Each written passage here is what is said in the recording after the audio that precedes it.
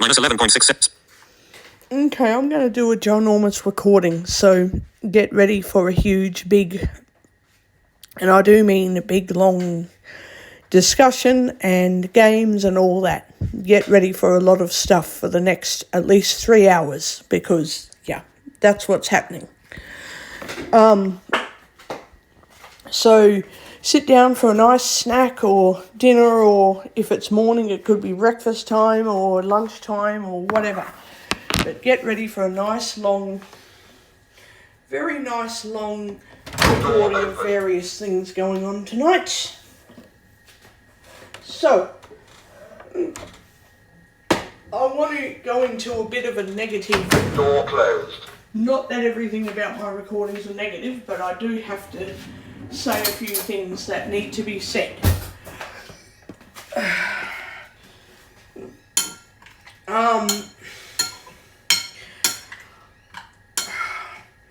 Without too much doxing, because I'm not about names and places, apart from I went to the shops or I met up with a friend or something, I need to discuss some shit that happened several years ago without mentioning who and where and exactly what. Well, I can sort of mention some vague details, but I can't mention the fact of I can't say where I was, I can't say who they or where they were. Because if anyone says pictures or you're fake, well, if I gave pictures to prove, not that I have Facebook anymore because it's deleted, but I have ways to get a picture of something that happened, but that's irrelevant to this recording because I can't put pictures or it's fake, because if it's not fake, I will only dox the person whom I blocked. Door closed. Whom I blocked years ago. I will dox them, and I don't want to dox anybody. 1, 2, 3 minutes. 4 minutes. Start. High power microwave. 4 minutes. I don't want to dox anybody when I talk on my channel. So all I'm going to say is I received a very nasty message. The reason, it was years ago, by the way, it was, what was it, 2020 I think it was, or 2021 or 2020. I've forgotten the exact year, but I received a very disgusting Facebook message, and it related to self-harm or unaliving, and I have still not forgiven what happened. So I blocked and deleted the very nasty message. I almost read the letter, but if I had have read it, I would have gone, I'm being made to be responsible for their issues. No, I'm not going to read it. I'm going to block them off Facebook. And I've made the decision today that due to the fact that these disgusting messages before I blocked them were just emotional manipulation, I'm no longer going to tolerate anybody, and I don't care if they're nice, I don't care if they're nasty, I don't care if they've had a good life or a bad life, if they're traumatized or they're just healthy mentally or they're unhealthy, they're not mentally well, mentally unwell, medical conditions, bodily injury, you know. I get that people have it hard in life, but I won't allow people to use excuses to emotionally manipulate me into taking responsibility for their problems. I just won't do it.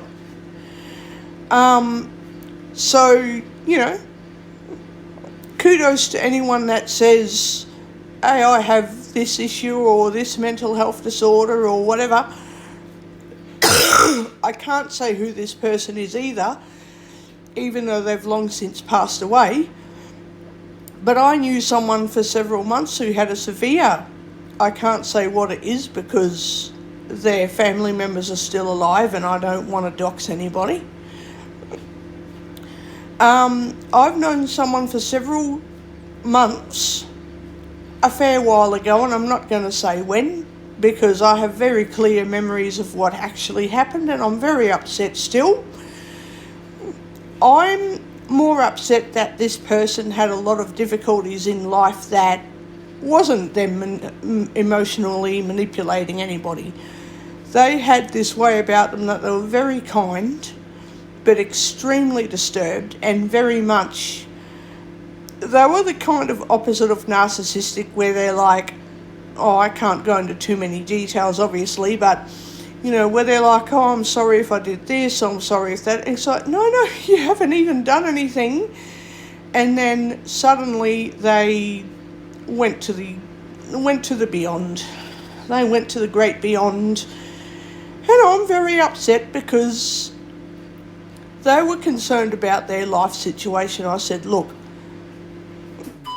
everybody lives different lengths of time, a short time, a long time. Please have as much happiness with whatever memories you can create because you can be around for years and years. Even if you don't think so, and even if you do feel as though you're going into a different realm, I get it. But that doesn't mean just give up hope and stop living. Don't stop living. Yeah, things are happening, you know, something's wrong and I'm sorry too, but please just keep going as much as you can. Sadly, but fortunately for how they tried to handle their life situation, they lived as much as they possibly could, and I'm very proud of them for doing that. Now, I get that there are mentally disturbed individuals who have got the worst lives on the earth and try to live as much as they can, and then stuff happens. But as with every single community, the mental health community has decent people and very narcissistic people. And people who are not in the mental health community, like if you've got literally mental health issues, you don't have any psychiatric disorders, you know, some mentally well people can be narcissistic, some mentally well people are not narcissistic. So I get it, in every single community there is a lot of shit and drama and all that. So I made a decision today, and it's permanent by the way. It's not, oh, I'm thinking about stuff and I'm a bit depressed. I've permanently decided that the next person who has a sob story to tell... 2 minutes, start. High power, micro, 2 minutes. Before I become a friend,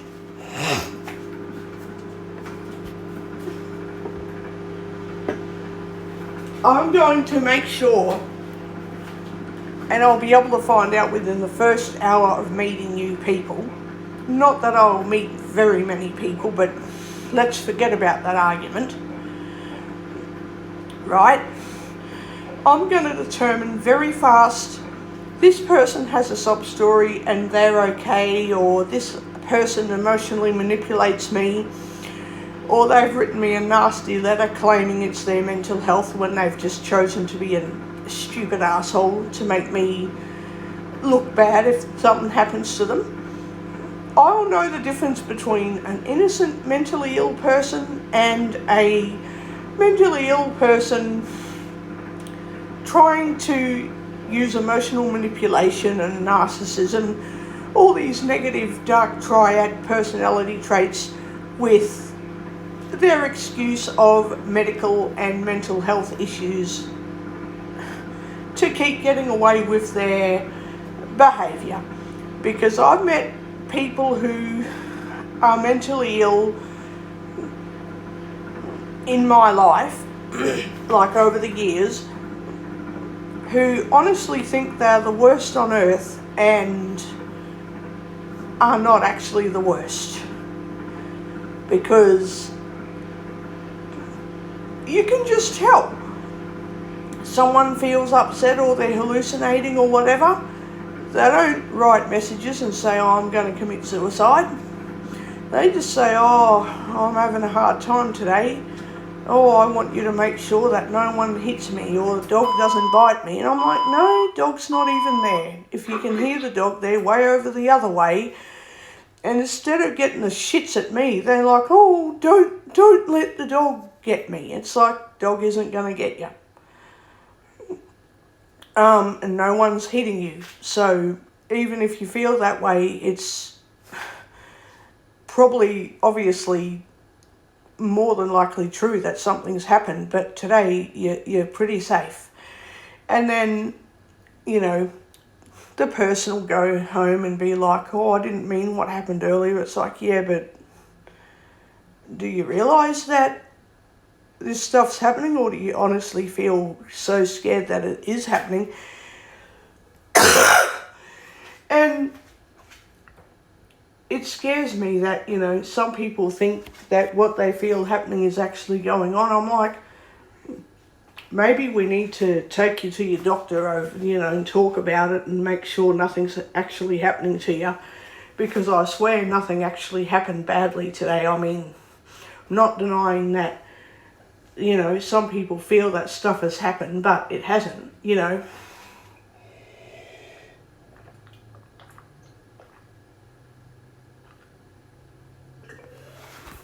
And instead of making me responsible for them, they're like, oh yeah, but I'll go when I need to. And I'll be like, well, I'll come to the doctor's. I'll sit and wait with a cup of coffee, and then you come back to me when you've finished at your appointment. But don't mind me, just take your time at the doctor's. And instead of forcing me to take responsibility, they're like, oh yeah, I'm alright. Door closed. I think I just need more medication because, oh my God. I'm like, no, don't worry, everyone gets unwell, like sick and that, you know, what's the point? What's the point in worrying when, you know, you're going to get sorted out anyway, and then, oh, but I'll worry anyway. I'm like, I know. Let's just, you know, you're going to have something to eat, you're going to have coffee. Instead of forcing responsibility on me, they're like, yeah, I'll have something to eat, I'll have coffee. And I'm like, well, I'll shout you. And they're like, yeah, thanks for being helpful. I'm like, oh, mate, that's all of us. That is totally different from emotional manipulation, where it's like,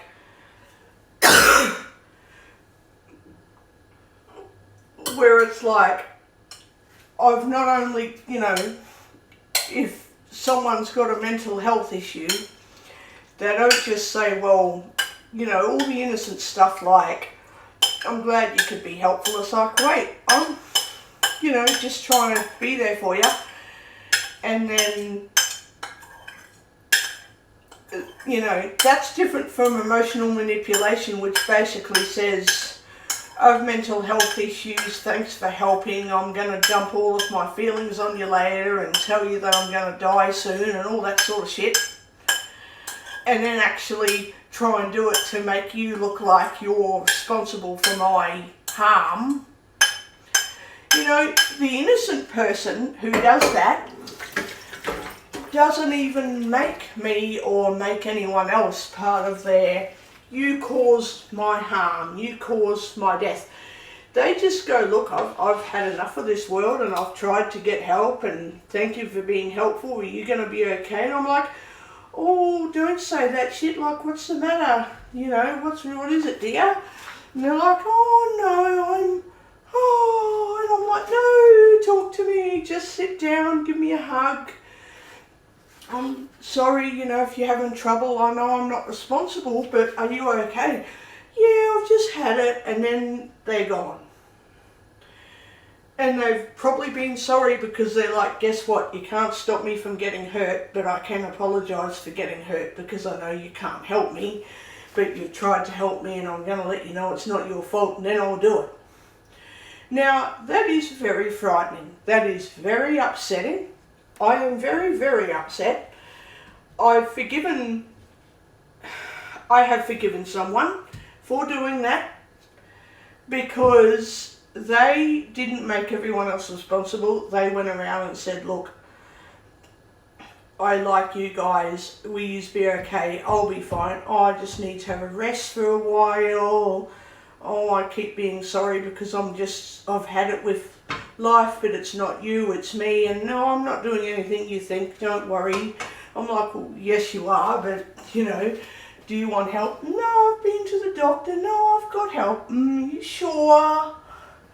And then, oof, or, oof, oof. Oh my God. So even though the situation has really upsetted me, the reason I've forgiven someone isn't because they're gone. I mean, I wish they had gone to the hospital instead of stayed at home to let their situation deteriorate, but they chose to not go to the hospital. I wish they had done a lot of things differently, and I'm not holding it against them per se, because I don't think it's entirely their fault. I'm just a bit pissed off because why didn't they do something to help themselves? They didn't make me responsible. This was a long time ago. They didn't make me responsible, or even their family. And they made themselves responsible. And I sort of get why they made sure that we all were not part of the reason for their choosing to deal with their health care the way they did. And I admitted several weeks before something went wrong, and I won't say what happened, but I basically said, look, I get that appointments are difficult and life's hard, but would you mind, you're not doing it for me because you're living for you and you've got your family members. Please look after yourself. I won't tell you how to care for yourself because you know what works for you best, but please, anything that's comfortable for you and is helpful, please self-soothe and self-care. Do something helpful that makes you feel comfortable. Like, I know mental illness isn't comfortable, but try to make yourself as comfortable and as accepting of help as you can. It's not about changing to make me or anyone else responsible and happy. It's about you. Oh, okay, yeah, I know that makes sense, but I'm sorry if anything happens. Oh, it's okay, love. And I'm like, yeah, but the way you're saying it's okay, it's not really, but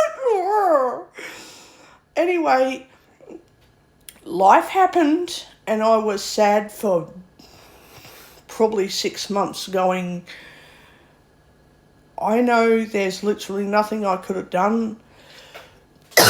Literally nobody else could help.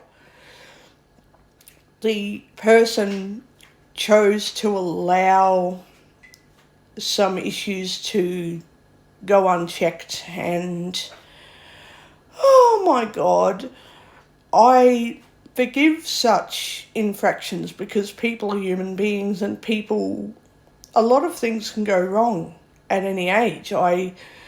I'm just upset, like, why didn't things happen differently? Like, the person, don't get me wrong, because I know that not every time people can't do something different each time before their life tragically stops, but there was a few things that I can't mention that could have been fixed, and I can't say why. And it's not as simple as pictures or I'm lying. If I tell the very honest truth, I'm doxing people. So I'm not telling the truth in order to not dox people, But for the sake of the story, basically something could have been done. It wasn't up to me, it was up to certain people who wanted to assist but couldn't, because the concerned person was very, I love you, and yeah, thank you very much, and are you a sweetheart, darling? Oh, that's good. Oh, I've got nice friends. I'm going, okay, I get it, and I'm sorry too, but please, take care, and, I'm here, you can reach out. It's, all right.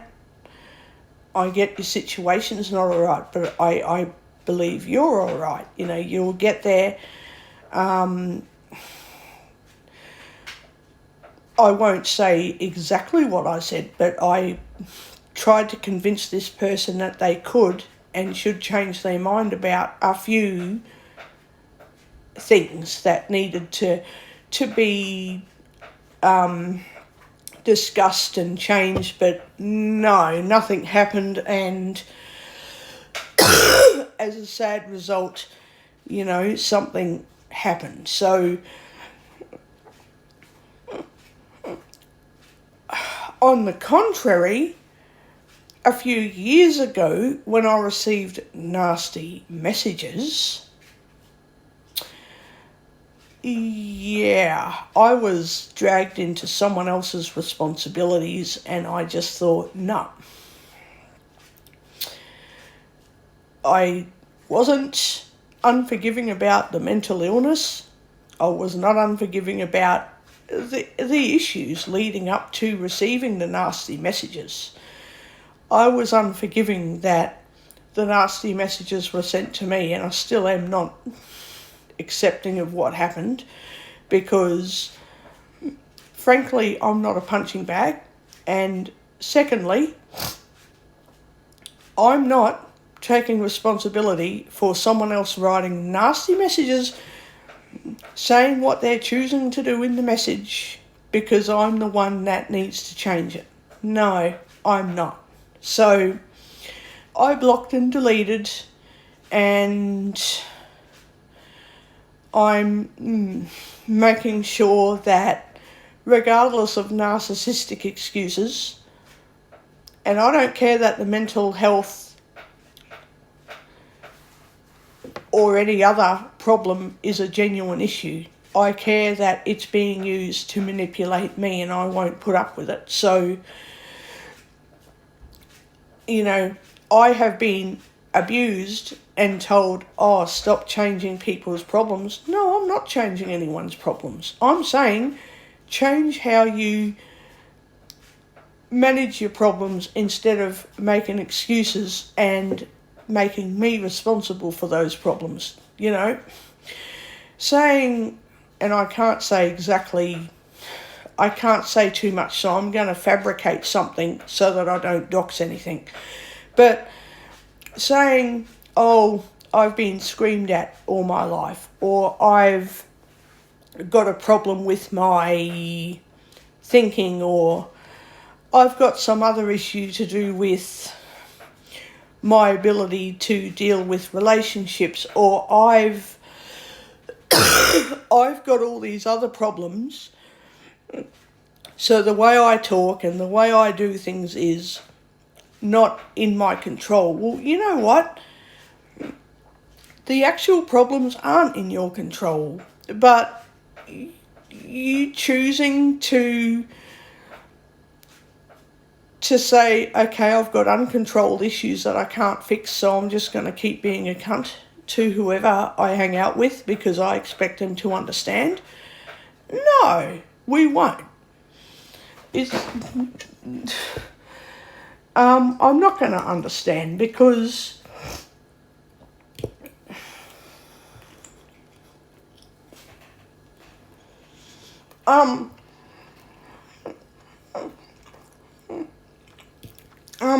having problems doesn't mean I'm the punching bag And I'm sorry that someone else is deteriorating and I can do something to make it better. Well, I can't, and I'm not going to. And when they wrote a nasty message, they weren't saying, hey, can you support me without being too personal about it? It's not you, it's not your problem. I don't want you to help me fix my problems, and I'm not going to change anytime soon. I'm just sorry because the way I behave isn't your fault. So I'm not going to be nasty around you. I don't mean that. I'm just really sorry because I'm really screwed with life at the moment.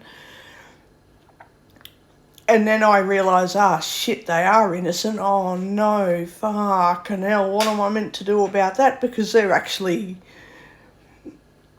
not being nasty to people, they're not being hurtful, they're hurt and they're upset, but they're trying really hard to be as accommodating around others as possible. Oh shit, I better make sure they're okay.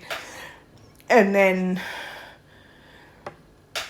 you know, when they then say, well, you're not responsible, I'm like, I'm not actually taking responsibility. You know, don't assume that. And even if you say I am taking responsibility and need to stop, well, I'm not going to stop because I don't want to be part of hurting people. So then the answer is, okay, I won't say anything then because I don't want you to help me. Okay, well, don't say anything then. If you want any consolation, or if you want me to contact anyone for you, tell me. Oh, no, I'm fine. You know, whereas years ago, the nasty text messages were about me not being helpful enough.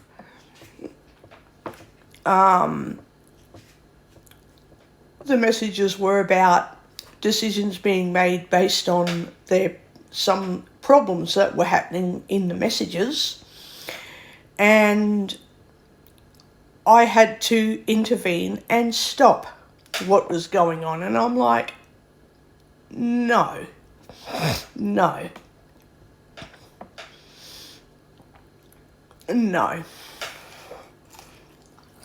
I'm not responding to any of that shit.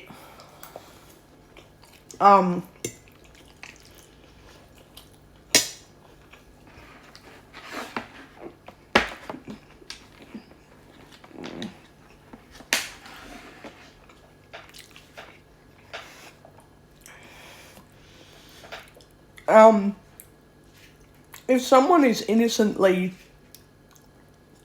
just not telling me, hey, I'm doing something wrong because I can't handle life, and I call the ambulance and I say, hey,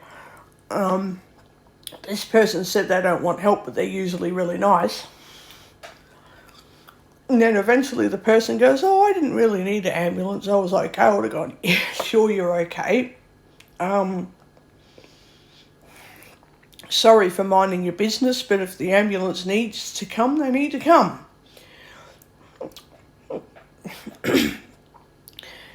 And then knowing what some people are like, they're more like, can you please not do that again because I like you, and you know, you were being nice, thanks, lovely, but you overreacted. It's like, no, I didn't. But anyway, I'll try not to call again. But if I have to, whether you're aware or not aware, I don't care. But I'm not overreacting. And then they can say, well, I don't like what you did, but thanks for being a nice person, don't do it again. Okay, I won't do it again. But don't have a go at me if I have to ring the ambulance, you know. And then, you know, the person can say, well, I am having a go at you and I don't want you to call the ambulance. Well, all right, I'll agree today so we don't keep arguing. But if it happens again, it happens again. Well, sadly, I wasn't given the chance because, yeah, bad timing. Years ago, the nasty messages were incriminating, and I wasn't going to get an ambulance for such messages.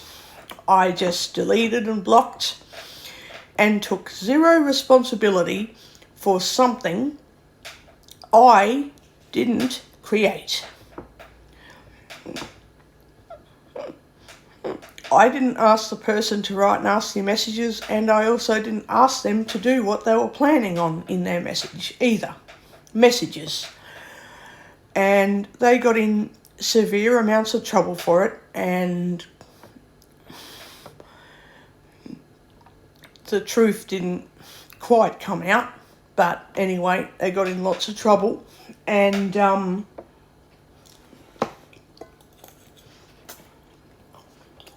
I thought,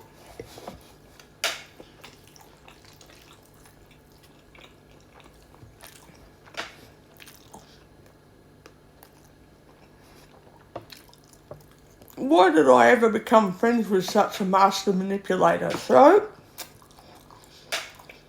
today,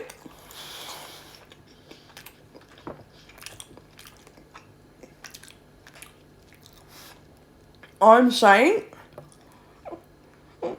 if I ever meet new people in the future, I'm pretty sure 99% of them are going to be really good. But as soon as I hear any stupid words that denote self-harm and injury and all that, there is obviously a context. People are going to say stuff that's happened in the family. That's fair. But there's a difference between, oh, life is so fucking stressful right now, I'm going to throw my head at the fucking wall and then tomorrow, end up in the hospital anyway, versus today life is so fucking stressful, I'm going to throw my head at the wall and I'm going to be nasty to other people to make them responsible and.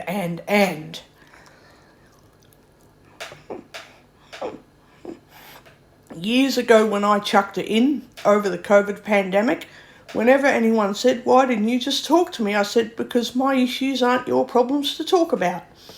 And when they go, why aren't you talking to me so that I can help you? Because you aren't responsible for helping me unless I want you to be. So I said, if I really want to talk to you about my issues before I chuck a huge fit and get plugged onto machines, then I'll talk to you about stuff. But I'm not here and I'm not about to dump my problems onto other people. I had to one time because of a severe weather event, and I said, oh, this is giving me the shits, I need to go up to the ER, I'll get food and possibly more help than I realise that I need, but I'm going up there, you got to take me or I'll take myself. The person who I spoke to was like, oh, no, you can't do that, just come with me, we're going to another place where, people group together and get assistance from weather events.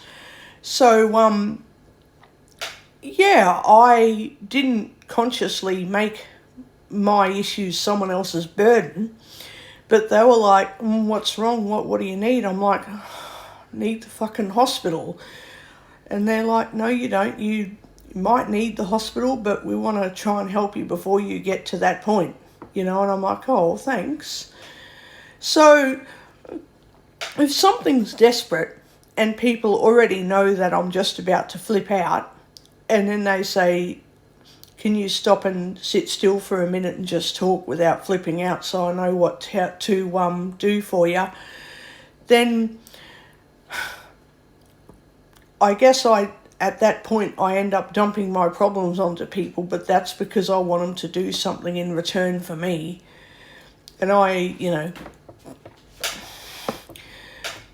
don't want them to be responsible for me.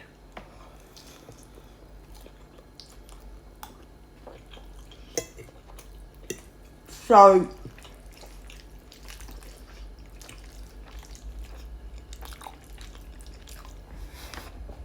I tell people how I need help. And then I tell them, expect this if I deteriorate, but if I get better, then that's bonus points. I can just come home. So by then, people can say, yeah, I'll help you not get worse, or they'll say, oh, I can't help you. You need to get someone else to help you. So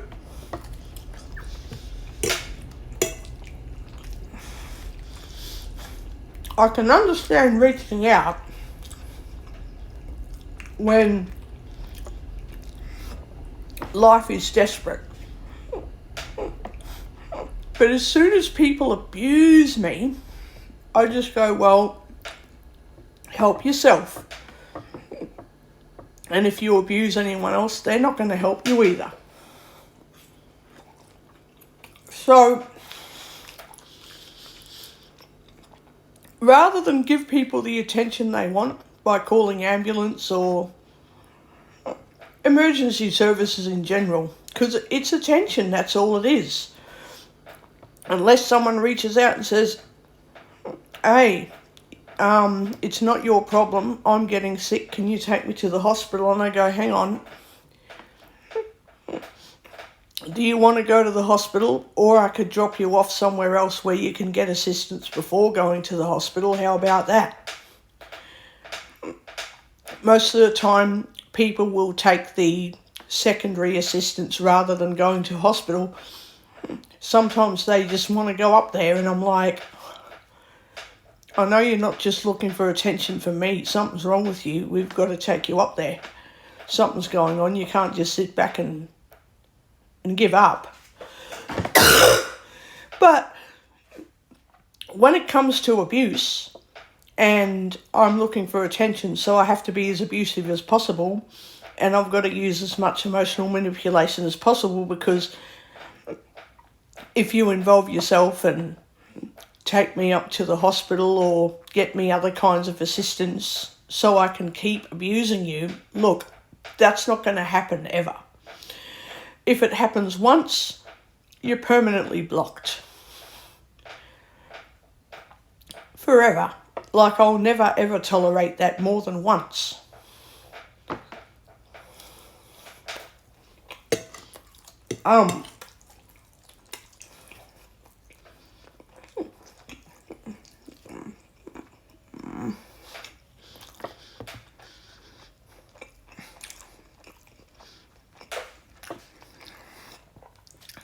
If someone who's innocent just gets really sick and they go, oh, fuck it, I've had enough of appointments, I'm just going to sit at home and not tell anyone, fuck it, I'm giving up. They're not emotionally manipulating no one, they're just giving up. I mean, anyone would. And if I can help, I'll just say, look, I know you're giving up and what I'm doing isn't working for you, but I'm going to see how you're going anyway. And unfortunately, when I can't do that, I'm like, that's fucked. But I will not, under any circumstances, for any person whatsoever, I will not tolerate any kind of abuse.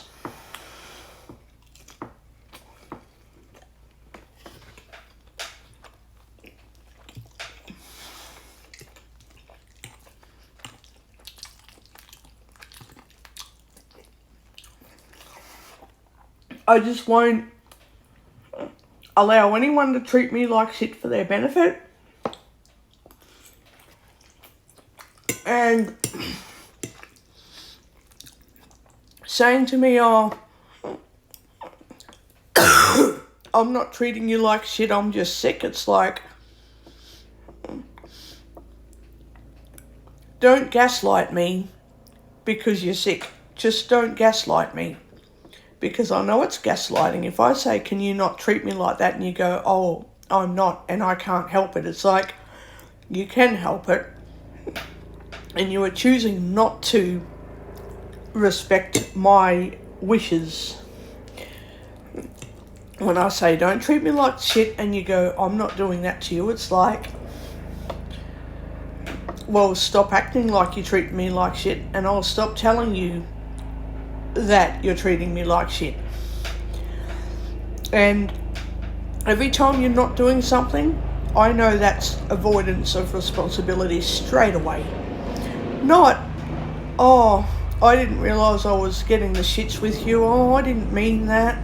Oh, I don't know what's going on with me. And I would have gone, oh no, what's, oh God, and I would have gotten help, Like what happened many, many years ago, and I can't mention what happened, but I had to get help for someone because they were starting to get all escalated. I went, hey, what do you, don't do that, what's wrong? And then they said stuff that wasn't true. And then later were like, can you tell me what happened earlier? Because I thought, this was happening. I thought that was happening. And I'm like, oh no, that's not good. And then they had to get a checkup and it was discovered that they didn't even know where they were. They didn't even know what they were even doing or saying or where they were. Like, some people who are just innocently having a hard time don't even know what they've even done or where they even are. And for the next 3 hours, they're like, did this happen? Did that happen? Did I get injured? Did you get injured? Did I talk to you? Did I even speak? Was I awake? And I'm just like, oh, fucking Jesus. Oh, no. How do you know if this will or won't happen again? And when they say, I don't know, I just suddenly forgot where I was, I'm like, oh, crap. So I thought the next time someone starts screaming, I can just say, hey, do you know where you are? And if they say, oh, I think this is happening and I think all this shit, I'm like, oh, you don't know where you are, I'll get help for you. But that's not the same thing as I'm going to be as abusive as I can. If I wake up from whatever issue I've had, I'm going to be as horrible as possible. And if I get stressed out, I'm going to do something to make you responsible, get you in trouble. Innocent people are not the same as manipulative narcissists.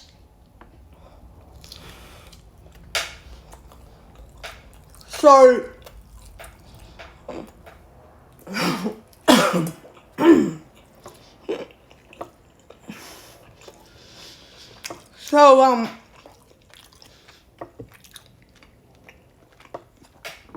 I've decided, and I should have done this years ago, but I didn't.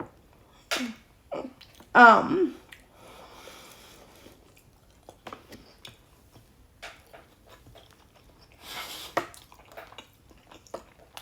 not allowing any more dramatic shit in my life ever. I'm happy to give friendships with people a chance once. Could be a few weeks, a few months, or even a few years. And if people are having hard times, but they're just generally not abusing me and they say stuff and I get them help and they go, oh, why'd you do that? They're not abusive, they're just not understanding. If you had any awareness in you whatsoever, you'd know something was wrong. In any case, if they're being as decent as possible considering the circumstances, then yeah, I'm like, why not,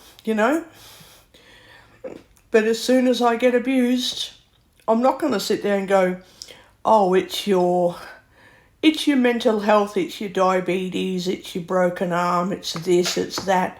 I won't put up with it. I'll just say, okay, you're acting like a baby. You can act like a baby around someone else. I'm not coming back to you. Bye. I'm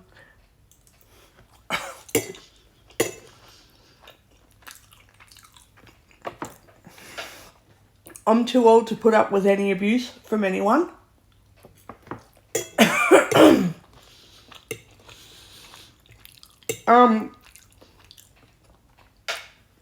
I am someone who, if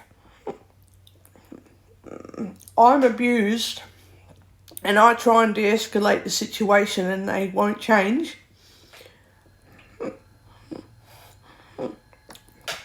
or they do other things to abuse me after I leave the situation or whatever the case, I don't care what their situation is. I'm not going to continue helping no matter what.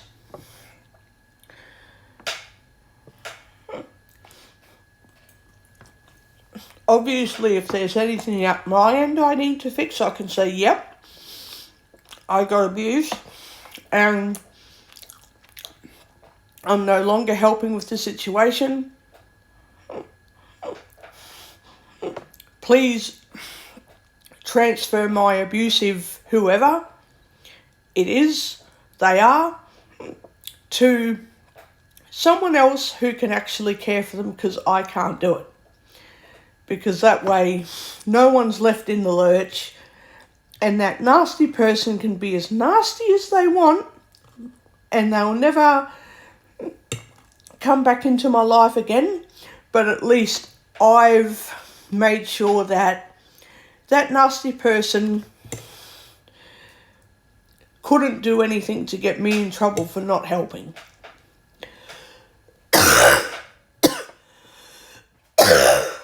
So,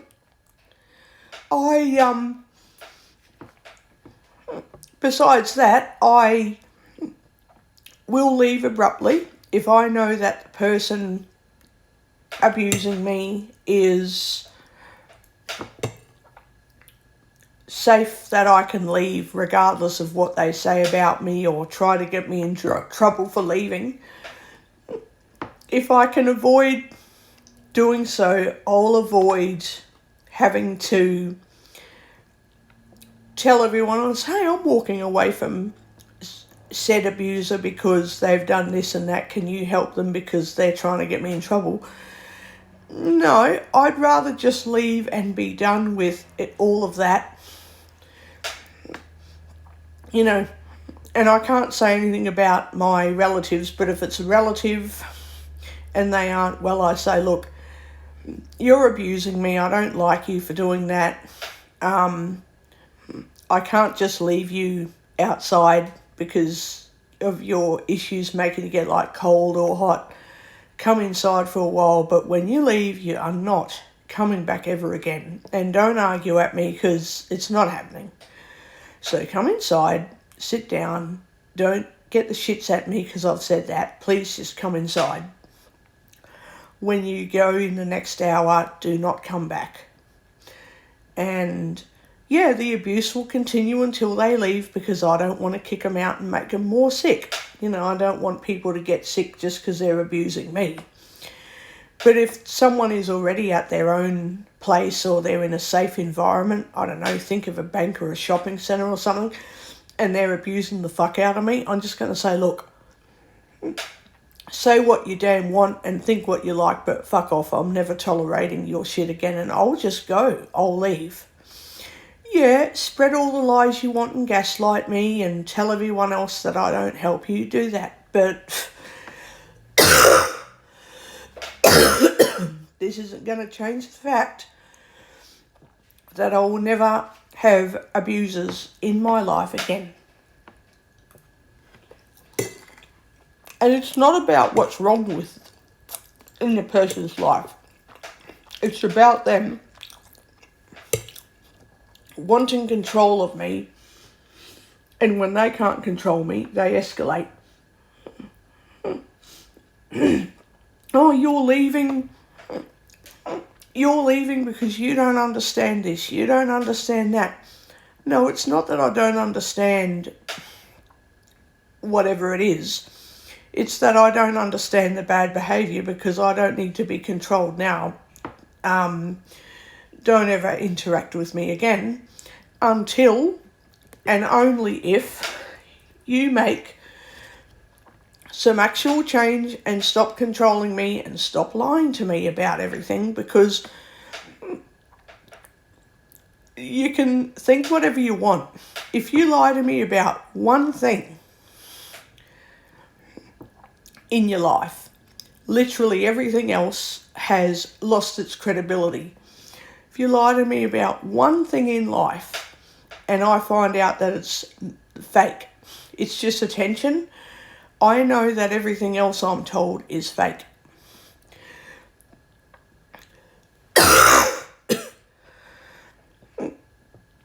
So I'm not suggesting every single individual has to be 100% perfect and no one can ever stuff up and misinform people, and no one can ever make a mistake and say, oh, I did this yesterday. Hang on, stop, I forgot about yesterday. I was at home, I did that last week. You know, people say stuff and it is wrong for 101 reasons, so I'm not talking about that. I'm talking about lying where you've got to try and justify why something's true in your mind and convince me or convince anyone else of why it's the truth, but you're actually lying. So then anything else you say, I don't care if you're telling the truth or you're lying, I don't believe you anymore. So, yeah.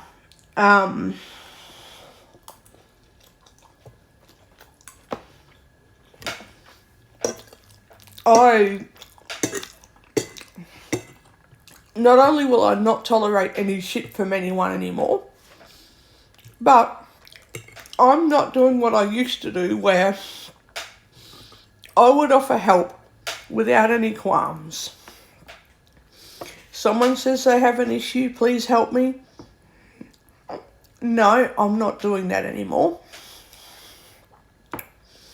You know, if anyone knocks at the door and says, I have an issue and no one's helping, well, good. Help yourself. You're a grown person. If you are sick enough not to manage yourself, you've got a phone. And I don't care if you don't have a phone. I'm not helping because if you're confident enough to abuse the fuck out of anyone you want to abuse, then you're confident enough to help yourself when you're in a crisis. And I'm saying crisis because it doesn't always mean a medical emergency. So don't abuse the living shit out of people and then cry when you need help. It's not going to happen. I'm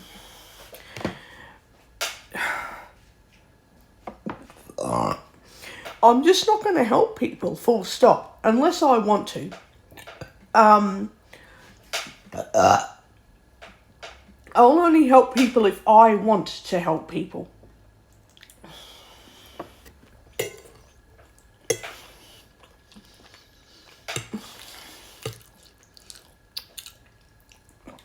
So, yeah.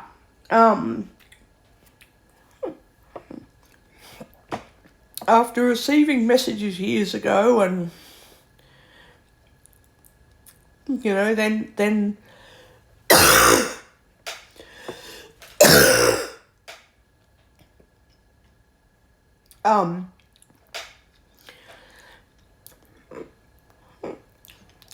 people think they aren't doing anything wrong when they make up a whole list of excuses for why they want to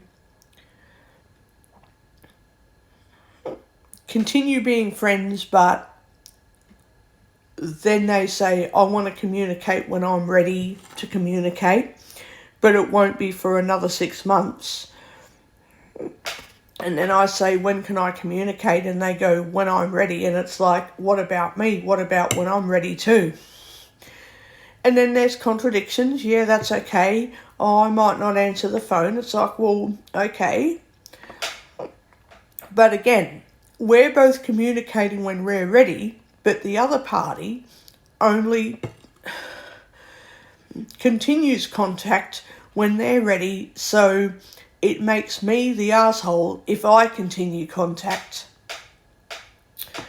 because the other person isn't ready, and I need to consider that they have problems too. It's like, well, do I not have problems? I don't have to have the same issues as other people to still have fucking issues, do I? So, yeah, I'm not being part of abuse at all.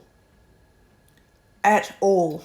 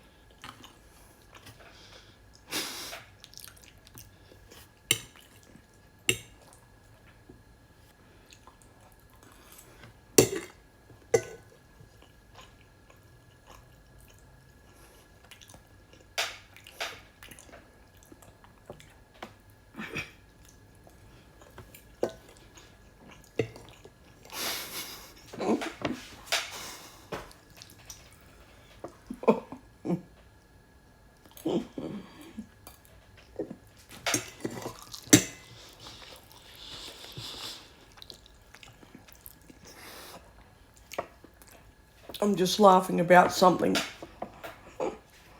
that I said to a medical person the other day because it was absurd, and it's not to do with me, it's to do with someone else dragging me into their issues, making it about me. But that's why I'm laughing, because I'm like, oh, some people are just crazy.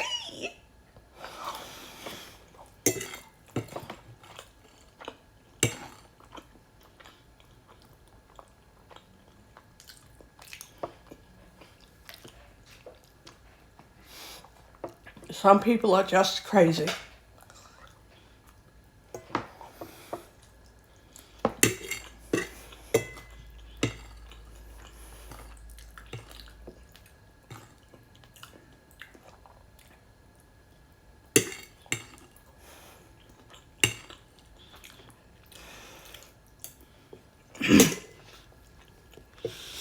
In any case,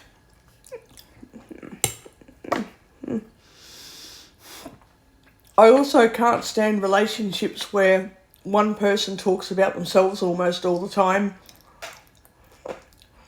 doesn't give the other person a chance to talk about them, and when one person has had traumatic experiences and minimises the other person's traumatic experiences, and then they lie and they say, oh, I'm not minimising, I have issues too. It's like, excuse me, if I ask the person to stop minimising my problems, I have no reason to minimise their issues, so please give me the same respect in the friendship or whatever the relationship happens to be. Offer the same respect that I'm giving them. You know, otherwise it's a one-sided relationship, and I'm like...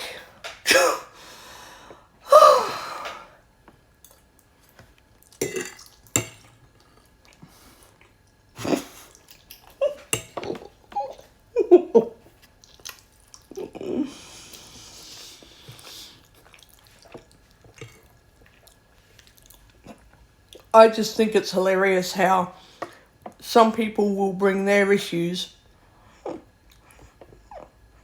to me and tell me what I need to fix in my life with no regard for what they need to fix in themselves first. I'm like, oh, now I'm just starting to laugh my head off because it's funny, but I've had to block and delete several people because if I didn't do that, I would have gone from this is really funny to, oh, fuck, I need medical attention.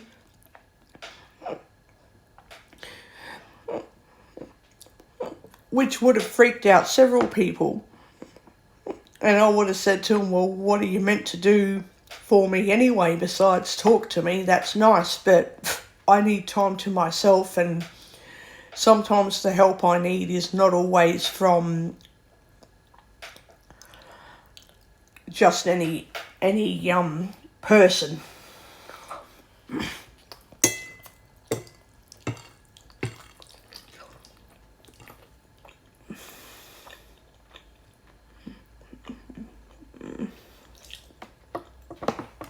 So, when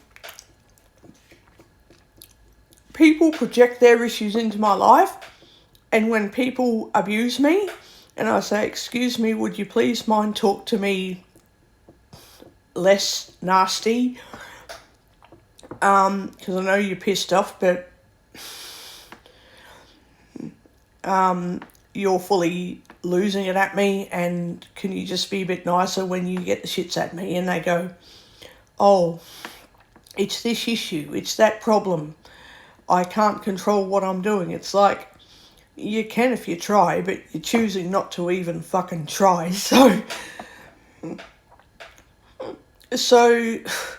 not only can I not reason with the person, I can't get them to go, oh, I am really, really angry, but okay, I'll talk a bit differently to you because it's not you. I'm just in a very foul mood, like just angry.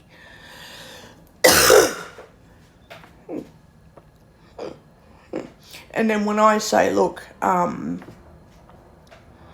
know you can't control when you are pissed off and when you're happy, but right now your voice tone is very belittling, and I need you to talk softer because you're fully not only screaming at me, you're being very condescending. Is everything okay? And then you go, oh, I'm not doing anything wrong, you're just taking me the wrong way. I'm like, well, I guess my gentle and clear request isn't being respected then. Nor are my boundaries being respected. So I guess I need to cut that relationship. A friendship is a type of relationship, by the way. If you didn't know that by now, then you kind of need to read the dictionary a bit more, and you kind of need to get a bit more maturity and say a relationship could be a friendship or a partnership or a business partnership, or a mother and daughter, mother and father have a relationship, mother and daughter, or son, mother and son. Two siblings, it's a different relationship, but all relationships are all different. So I'm not saying relationship to mean romance every single time. I just mean relationship generally. So it could mean romance, or it could mean a partnership, as in business partnership, or it could be romantic, or it could be platonic friendship, or it could be just intimacy, or whatever you want to call it. But a relationship is a relationship, full stop. It does not have to be overly personal or overly romantic or just a business partnership. It could be two friends hanging out once a week at the shops. Oh, how are you going with your, person? Are they treating the relationship good, or are you abusing that person, or are they abusing you? Is it just an acquaintanceship, or is it more than that, or is it more personal? Oh, that's good, so long as you're happy with each other, even if you hang out once a week. There just can't be disrespect and abuse. Full stop. So, yeah, I've had to cut a few toxic people out.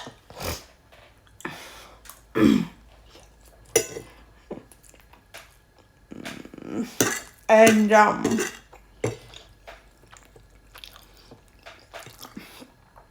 I'm pretty certain that the toxic people are going to be what's wrong with me and why I won't talk to them, and apparently I don't understand them, and if I was in their situation, I would do the same thing. Well, that's projecting. If I was in their situation, well, you know what? Stop projecting, because I'm not in their situation. And even if I did do the same thing, I say, and even if I did do the same thing, because who says that I would? And if I did, there would have to be a system in place to support my mental health and well-being, so that I can learn how to walk and talk and all that if anything ever went wrong with me or goes wrong as I get older.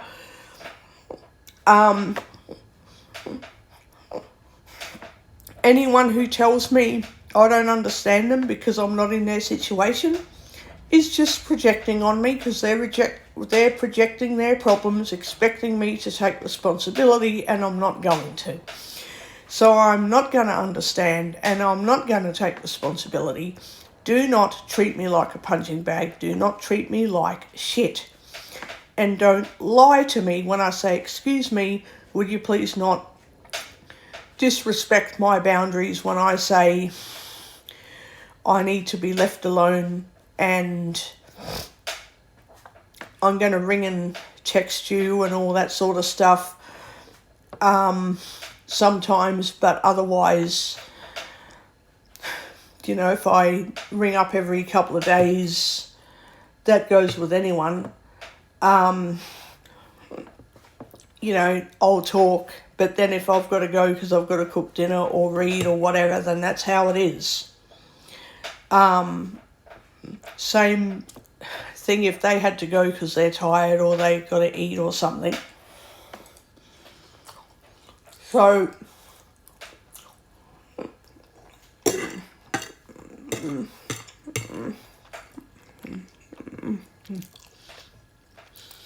and the other thing I really, I detest this with everybody. I can't stand it.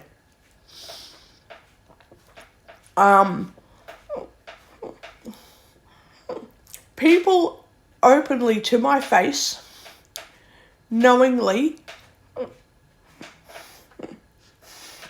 telling me that they like me, and then mumbling under their breath about how they've learnt not to hang out with me, instead of being straight and saying I can't hang out with you because, they have to have 101 other excuses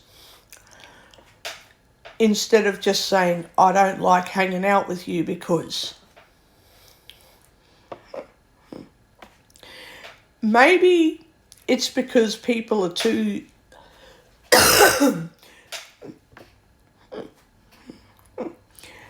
stupid to say that okay, I'm going to just say it in two ways. Either there's nothing that people can accuse me of, so they can't say why they don't want to hang out with me, because if they did, they'd expose their narcissism. They can't say, I can't hang out with you because there's nothing wrong, I just don't like you. That would sound stupid. I'll be like, well, I thought you did like me, but anyway, okay. I guess we can just not be close friends anymore. Or maybe they think I'm annoying, or it sounds like psychopathy here, and that's another thing. I don't tolerate full-on malignant psychopaths I'm talking about. Anyway, maybe I breathe too heavy, or I cough too much, or I do this, or I do that. You know what? I'm the only one paying my bills, so think what you want to think about me.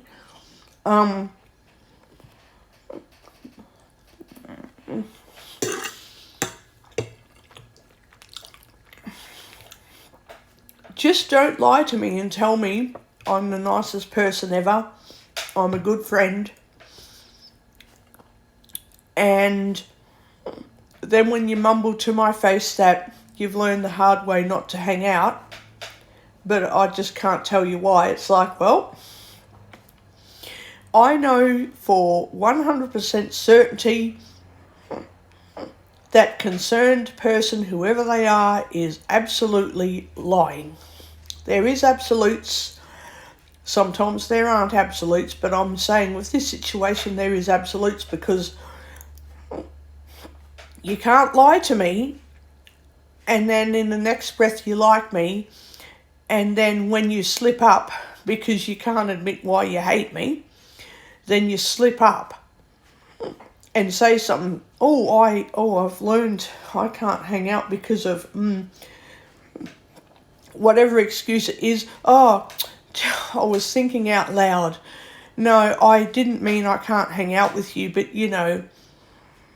I just said that because of all these other problems that isn't you. It's like, well, thanks for deflecting and thanks for not admitting that you think I'm a horrible person, because you're just deflecting and bringing other stuff into the picture to make me feel better about me not hanging out with someone, or they're not hanging out with me, whatever. Well, you know what? I'm going to be straight. I don't like hanging out with one-sided friends, and I don't like hanging out with abusive, manipulative, narcissistic psychopaths. I can't do it. And I will just say, due to a recent occurrence, I will never see socialising in the community the same way again.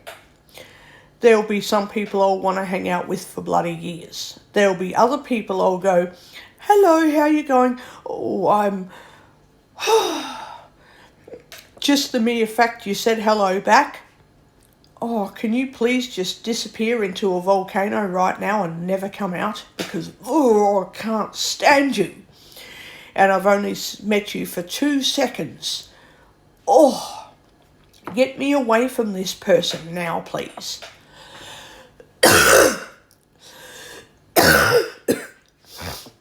And there's other people, in the first 5 seconds or less, I'm like, yep. I can hang out once a week with that person for the next 50 years just fine. Once a week.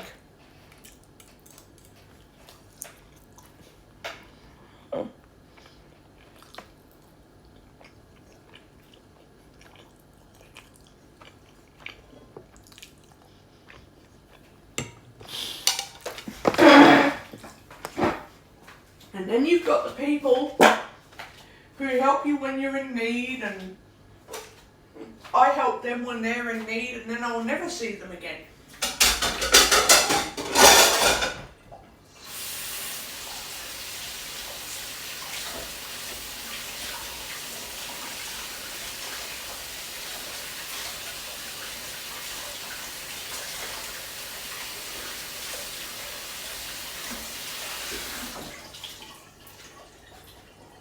So,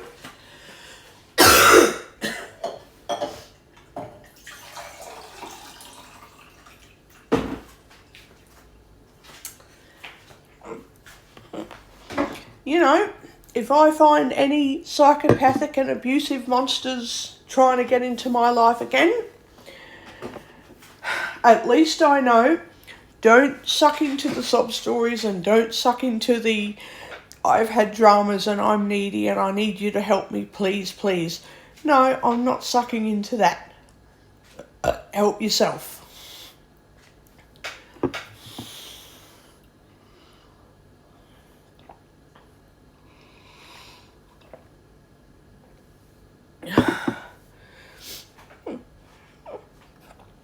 I'm certainly not going to be part of anyone else's non-emergency drama.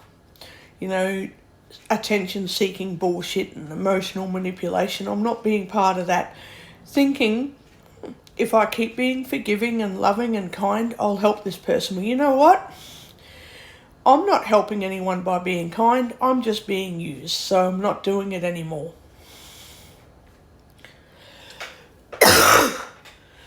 I'm not going to be used and treated like a fucking doormat.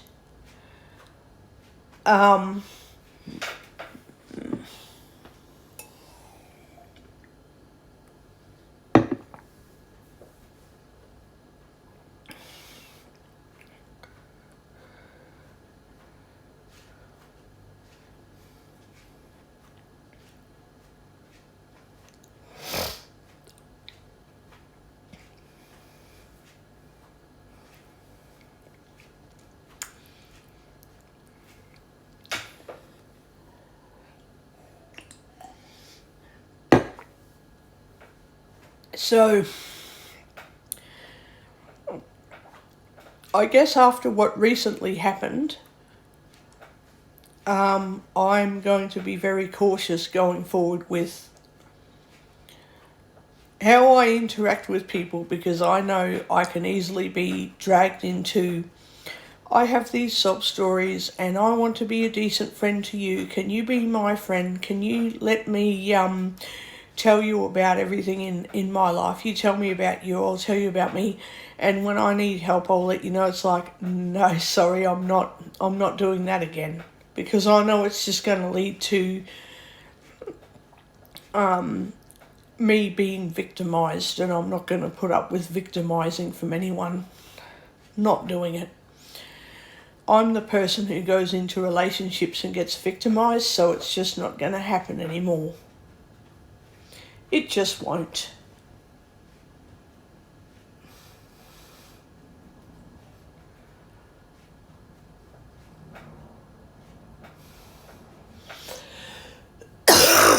So, I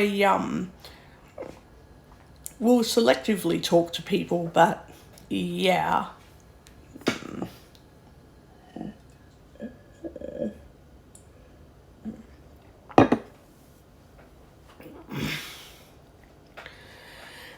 The other thing I really hate, and it really gets my blood boiling, I can't fucking stand it.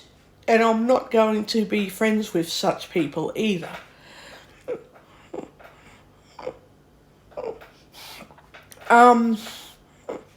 As soon as people start using psychobabble language to express how they're feeling and how they need to improve with more psychobabble language, mate, if you're not actually trying to learn at university, which if you do that, you'll have to start speaking their language sometimes. And if you're getting mental health or medical care, you're going to hear some psychobabble shit from time to time. Think of the word interpersonal relationships and clinical major depression and all that sort of stuff. You're going to hear it. And you're going to hear, bipolar disorder, it's probably just part of being depressed. It can be full-blown or it's not. Sometimes it's not full-blown bipolar. You can have traits but not have the, I get it. You're going to hear all that shit. But if I'm at the coffee shop and as an example I say, I've been really stressed out today because of my interpersonal relationships and I have to be mindful of, my behaviour because of my major depressive traits and my stupid fucking neurological issues related to pseudo-seizures caused by very severe anxiety, which I need to, I have to cope with this type of, what's DBT called again? It's a type of therapy and you know what? I can't deal with that shit at the shops. Just speak English and say, I've had a really stressful day today. Oh my God, I'm fucking sad and I'm going to fucking cry in a minute. I just wanted to have a cup of coffee because, oh my God. Oh, Jesus, man. I just want today to get better. So, hey, besides me having a shit day, how are you? A bit of crying and a bit of emotional stuff is okay. Please ditch ditch the psychiatric shit and keep that with the psychiatrist and psychologist, will you? Don't bring that into our, relationship, friendship, business partnership, if it's banking or I go to the pool and people talk about their stress levels. All right, but I'm not a psychologist, I'm not a psychiatrist, I'm not any kind of medical or mental health professional. Don't treat me like one.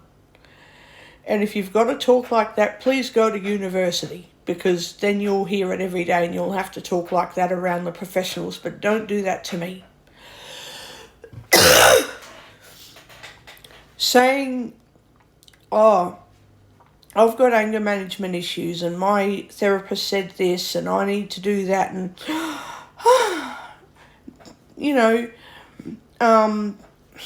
I'm in a really angry mood today because of this mental trauma. Like, I don't want to hear all that.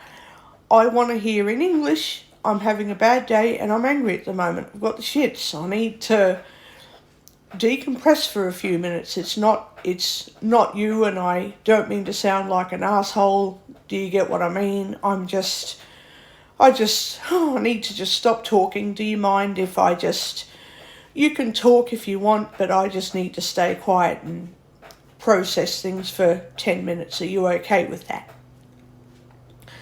And yeah, if you're worried about me, I'm already getting treatment, so I know you're worried, but please don't worry, I'm getting treatment for that. It's fine. I get it. But don't use psychobabble shit, for fuck's sake. I hate it. Ugh. Oh, I can't stand it. It's nauseating. Oh. And I'm trying to learn, without sounding too psychiatric here, I'm trying to learn how to fucking eat properly, which I'm a lot better now than I was. But do not ask for terminology and don't ask for fucking psychotherapy related shit, because I don't have to say anything. It's not anyone's business. I'm just going to say it in English that I'm better than I was and I could fucking relapse tomorrow. I have to be careful. That is what it is in English. There's a lot more stuff related to that isn't just psychiatric or psychological, but does have a psychiatric component. But Jesus, I'm not saying all this stuff in public on YouTube. I'm just saying in English that I have to be careful with my eating habits. But if I was confronted with medical information, oh yeah, I'd have to start using bloody stupid fucking psychobabble stuff in front of the people who really needed to know. Is this getting better? Is this getting worse? What type of thing would you call it? What scale from 1 to 5 would it be? Oh, I don't need to do that in English when I'm I'm confusing myself. I can say all that stuff in plain English. That's more like it. I can say all that stuff in plain English at the coffee shop just by saying, oh, I'm trying to get my appetite to work the way I like it, but otherwise I'm okay, and if I stuff up tomorrow, you know what to do. Just get me a decent book to read, and if that makes me better, just everything's a-okay. If I stuff up more, well, I might be taking the book to the doctors, but guess what? I should be fine. It's just a imaginary, not that the whole issue is imaginary, but the prospect of stuffing up tomorrow is imaginary at this time, because tomorrow is literally not going to happen at this point. What will happen next week or next month? I don't know. But I'm not going to use psychobabble shitty frigging terminology around people who aren't even doctors. I mean, come on, fuck's sakes. Crying out fucking loud. We don't need to know the ins and outs of the mechanics of what causes every friggin' stupid problem. If I want to know that, I know who I can ring and speak to and talk to them. I know who I can pay a visit to and talk to them for half an hour. Otherwise, I just talk in normal English. Yeah, so psychobabble shit to explain suffering and why people behave a certain way. I'm like, well, I'm not a damn free therapist. I'm not a free psychiatric consult. Pay for the fucking therapist. And if you can't afford one, that isn't my problem. Isn't my responsibility either.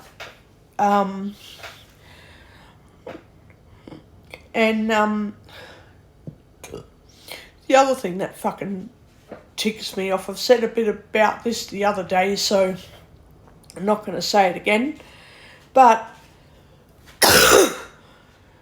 I need to find out what I've done with one of my recordings too. I think I was meant to have merged it or something. I can't remember what I've done with that recording. I can't remember.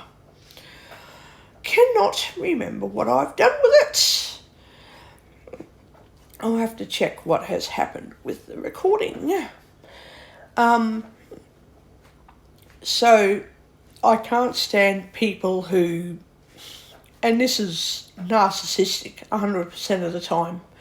It's never a good sign in any kind of relationship if someone gives you a huge big diatribe, and I know not to fall for it again. If they give me a diatribe on how well life is going compared to what life was like 6 months ago, but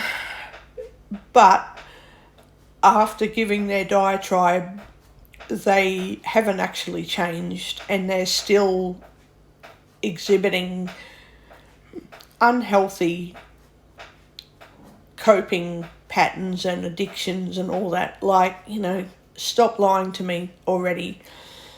And as soon as I hear an emphasis on whatever problems they're fixing and that they talk and they talk and they talk, I know they're just talking shit. I know they're just bullshitting me because they've got to drone on and on for 5 minutes or longer in some cases to try and prove to me or convince themselves. I don't know which one it is. They're probably just trying to convince themselves, but they're telling me. But they're trying to prove to themselves how they've changed without actually proving how they've changed.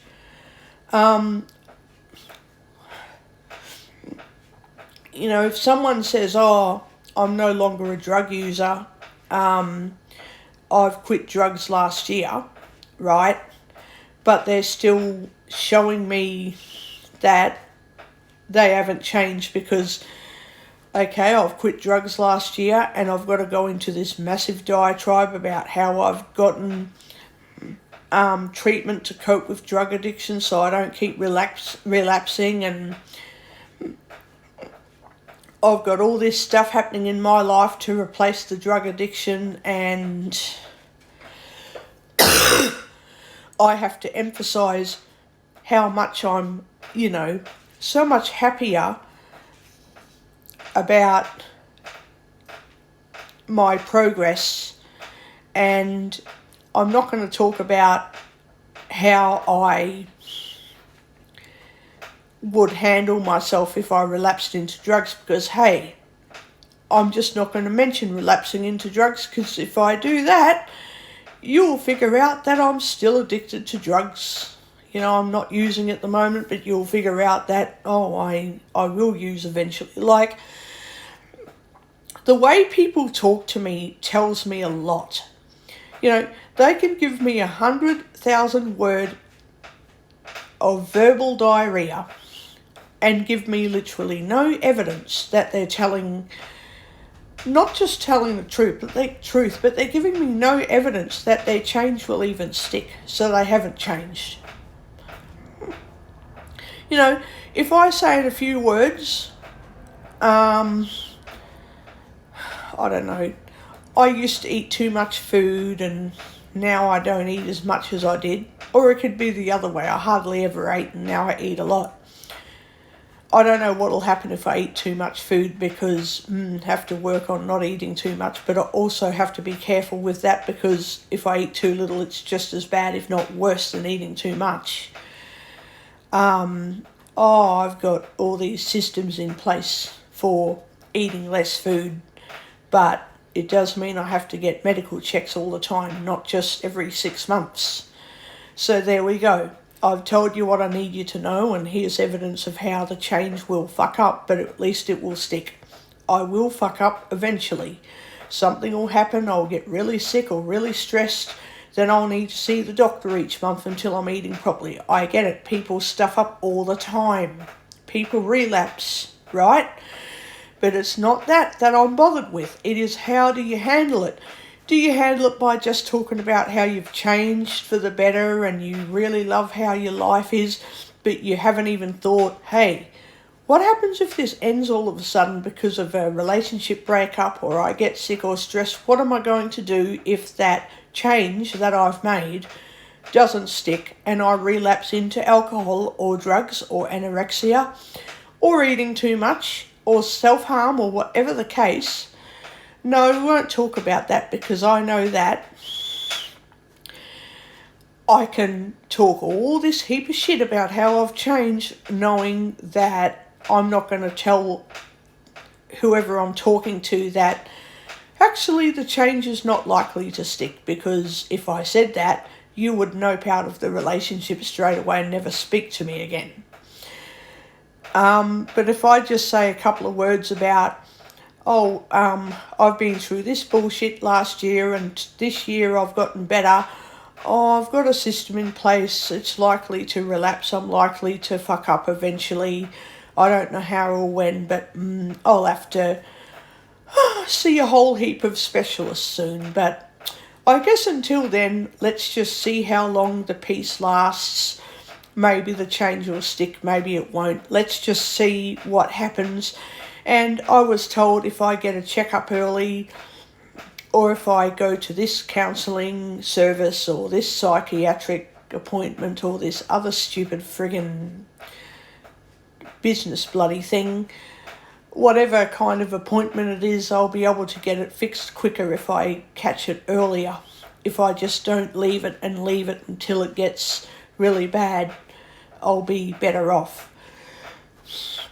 You know, if people tell me about how they've changed from a bad situation to a good situation, but for the next 15 minutes, they never tell me how their change is permanent, what they would do if the change, I don't know, if it stopped working and they went back to how they were, what would they do to get back to where they want to be now? Like, if there's no evidence of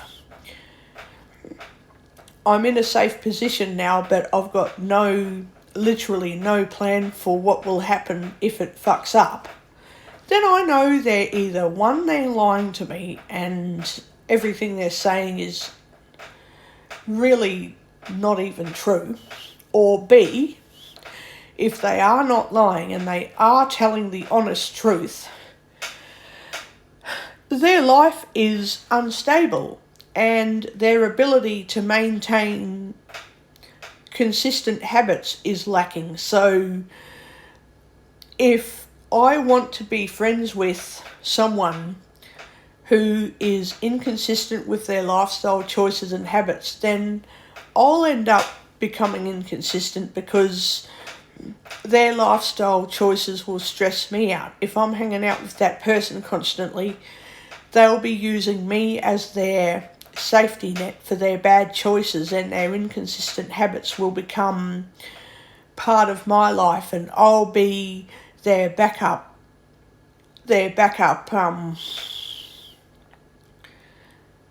I'll be their backup resource. Where their life fucks up, I step in and become their problem solver. You know, I can't take that in any kind of relationship. I can't do that. That tells me that if I'm ever away, like I can't be available to hang out with the person for more than 2 weeks at a time, or I decide I can no longer be friends, or whatever the case. Or I want to be their friend, but I can't be around for a month because of other stuff that stops me from hanging out every second or third day. The friend then goes through a crisis, and I'm not there to fix it. I'm not there to speak for that friend. I'm not there to say, hey friend, you're managing this problem wrong here, I'll show you how to manage it better. When I'm no longer there, their entire life will collapse because I'm their problem solver and I'm their bridge. If something happens, I'm the bridge they walk over to get to the other side of the bridge to get back to normal. So then it's like, thanks for being there when I needed you. Problem is, they needed me to be their problem solver. So I'm there when they need me. What if I can't be there when they need me and they don't have other options? I'm just an option. They don't have other permanent options. So they use people as options. Yeah, I want to be part of a friendship where people are not options. People are not treated as objects or options. Because people need to be able to fix problems without relying on friends every single friggin' time something happens. And whenever anyone says, give me a ring and I'll help you, I'm like, I will if I actually need help, but thanks. People wonder why I never complain and wonder why I'm never asking for help, because I don't need to. I can fucking help myself. I can help myself. I can actually help myself without needing other people to step in and rescue me every friggin' day of the week. Whenever I need rescuing, 100% of human beings say, oh, your problem's just innocent because you need help and I'll help you every day. I'm like, no, you don't. Yeah, my problem's innocent and you can help me every day and I wouldn't mind, but excuse me, if there's options for me to help myself, I'll help myself rather than ask you. And if they say, oh, I'm an option, it's like, well, innocently, yeah, they're an option if I have no options in life whatsoever, so someone else has to step in and help me, then I guess they have to be an option by circumstance. They're not just an option for me. But if I can find other options than relying on other people, then I'll find options that means I don't have to rely on other people for help every time something buggers up in my life. So then when I do get help, it's every 6 or 8 months, not every 6 days or 6 minutes or 6 hours. I get help when I actually need it. A lot of people aren't happy about that because when it comes to taking medication and I need to get the correct dosage, well, I just friggin' find a way to do it. I just find a way and I do it. Because I'm not going to take that medicine forever and ever. I'm only going to take it for 5 days? And then there'll be some leftover medicine. It's like, oh, bugger it, I'm going to throw it in the bin later. I'm going to chuck it out. I'm getting rid of it because I literally don't need it.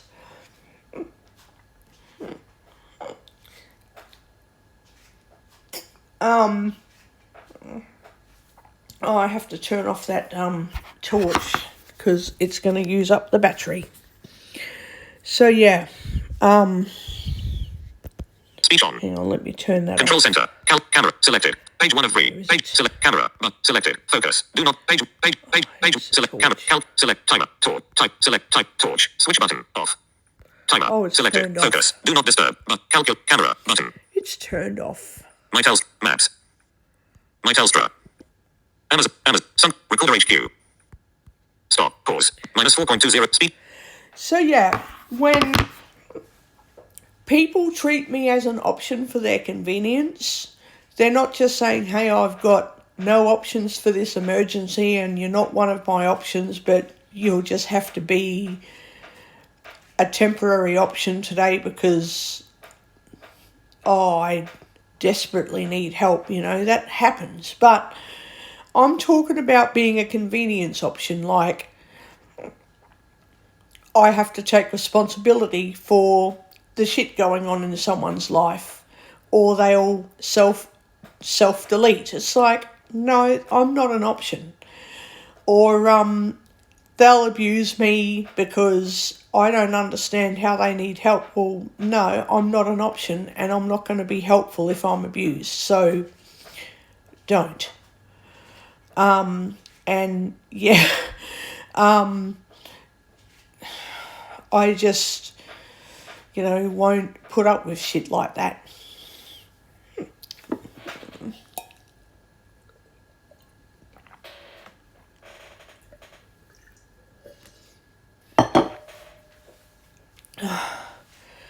I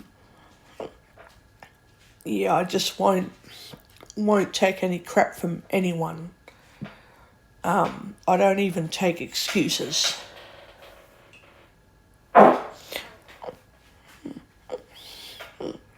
It's okay to say that problems and mental health is not always someone's intention or under their control. I get it, but people can choose to be or not to be abusive. It's a fucking choice,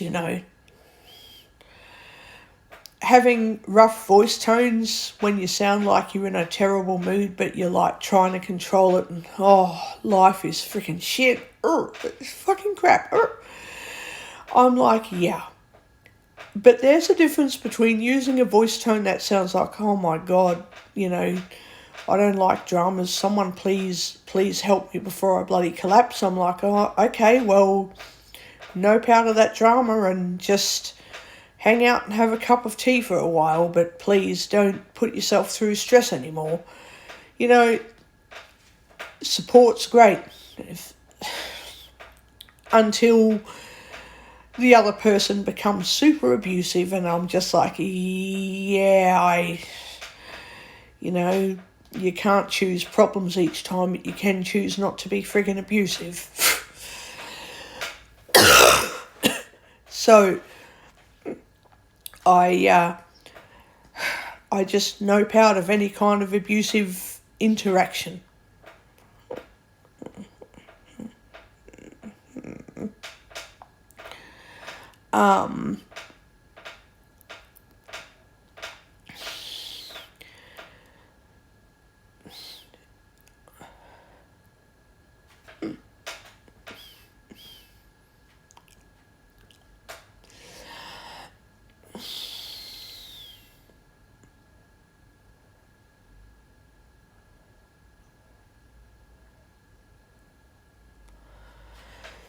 I just think it's fucking sad that we need mental health and medical doctors to teach all the victims in the world how to not be victimised anymore. I think it's friggin' sad. Very, very, very fucking not good.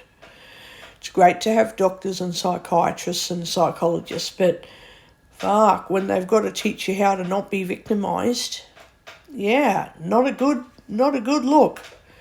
It is when you're happy with your life, but it's not a good look being victimised and then finding out that I'm not doing anything wrong by saying, hey, I don't like being victimised, but I'm like,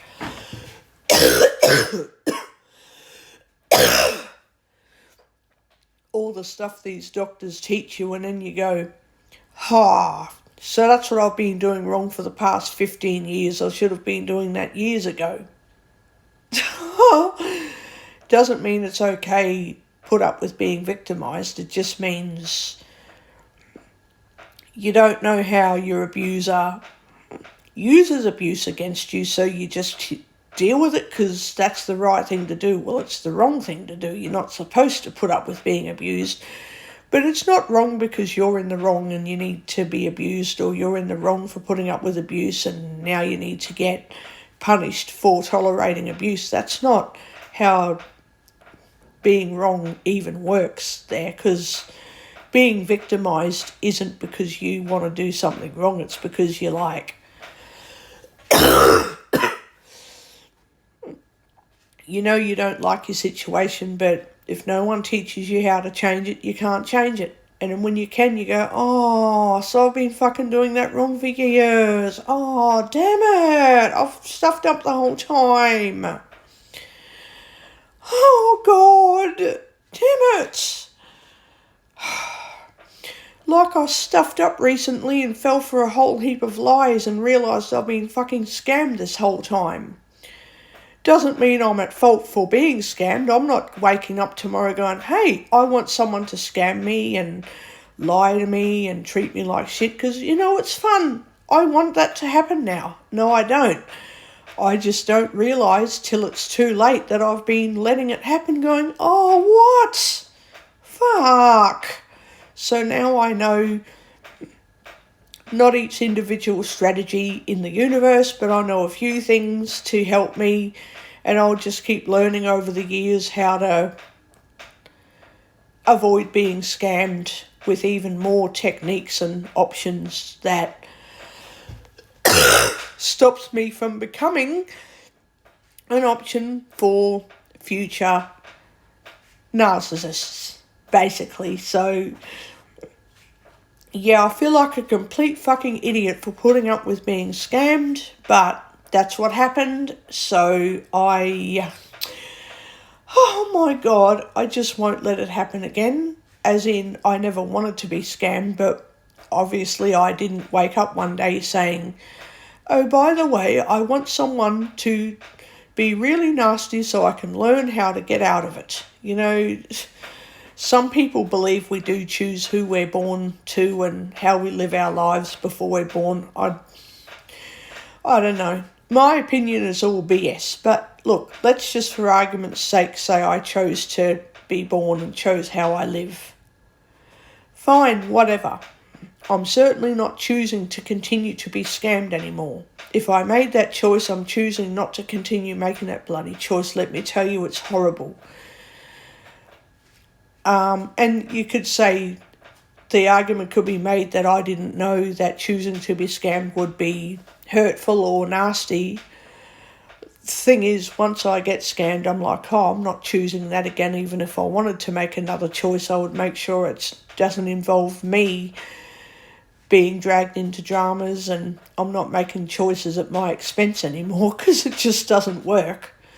So I just will not put up with shit. So now I know that I've fallen for friggin' con artist bloody shit.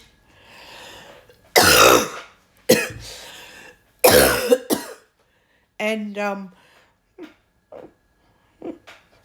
I've heard stacks of videos lately, and don't get me wrong, not every single criminal is the worst criminal on the earth. Some criminals are just nuisances who need to stop hacking computers all the time, and some people need to stop doing graffiti all over the buildings and all that, like, you know.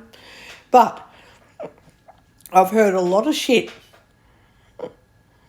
from people on YouTube who put interviews and samples of what people say, and then you can listen to more of those videos on other channels. But I've heard enough to go, if someone is talking to me for 20 minutes and they repeat certain words the most frequently and their voice tone sounds so much like, the vibe just gets like, you don't know it at first, but once you learn that vibe sounds like, hey, I'm talking a whole heap of shit and I'm trying very hard to make sure you don't know that because you're too stupid to figure that out. That vocal tone that you learn, you can spot that once you've learned the hard way or from some bad experience. You can spot future really bad interactions from 6 miles away. It's like someone has a telltale sign of, oh, I'm bullshitting and I'm a good scam artist, and if you're stupid, you'll figure that out when it's too late. Yeah, I can spot that from a mile away.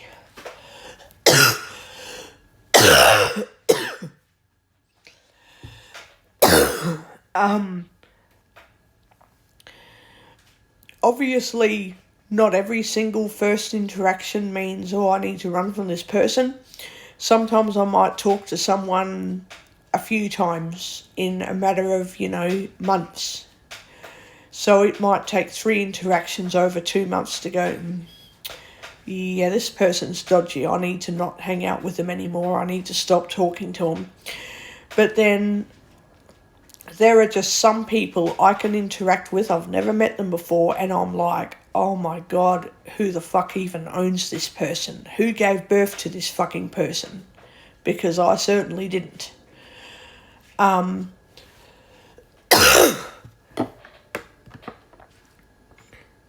So I just can't understand all this narcissistic shit. And then you've got the boundary violations. You say, I need some quiet time for a few days. And the first thing people do is, oh, but I miss you and you don't want to talk to me. And like, no, I didn't say I didn't want to talk to you. I need to cool off for a few days. I need time, or some people call it space to themselves. Well, I don't need space to myself, because if I get space from someone and time, maybe I want to hang out with other people.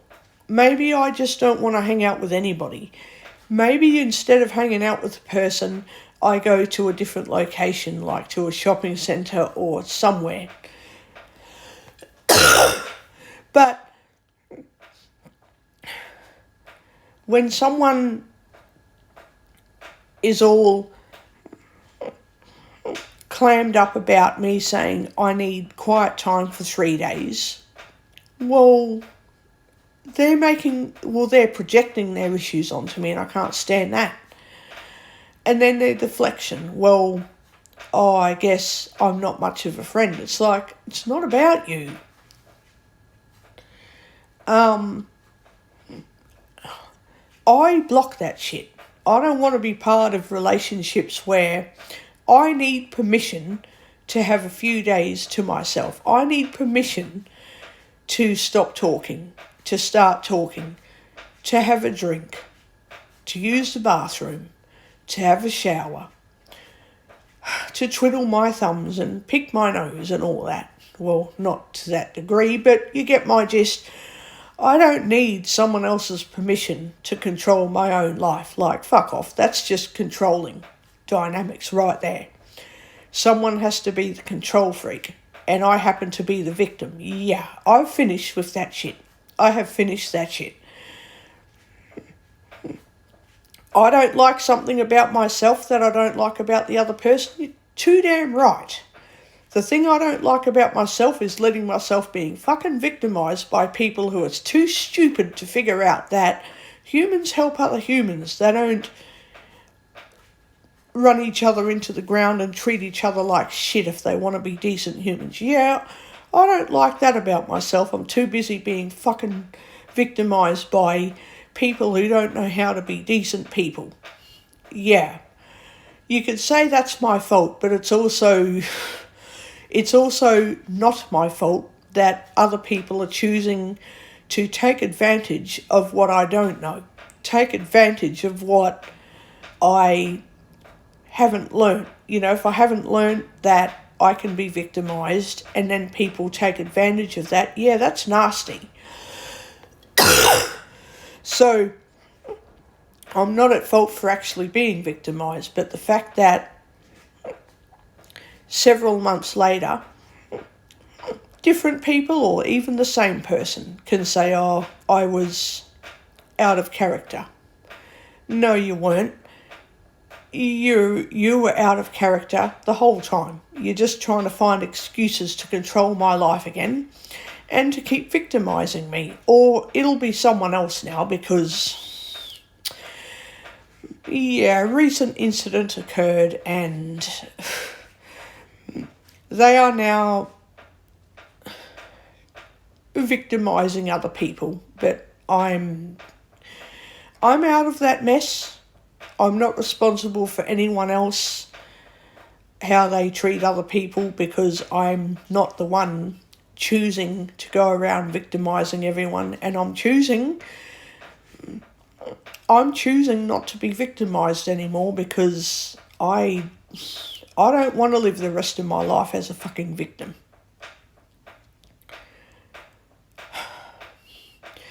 And the other thing I hate about victimisers, the people who victimise others, oh, but I'm the victim of this, I'm the victim of my circumstances, no, you're the victim of your fucking choices and you're choosing not to fucking change. How about take some goddamn responsibility and stop victimising everyone else and then playing the victim card when they call out your bullshit?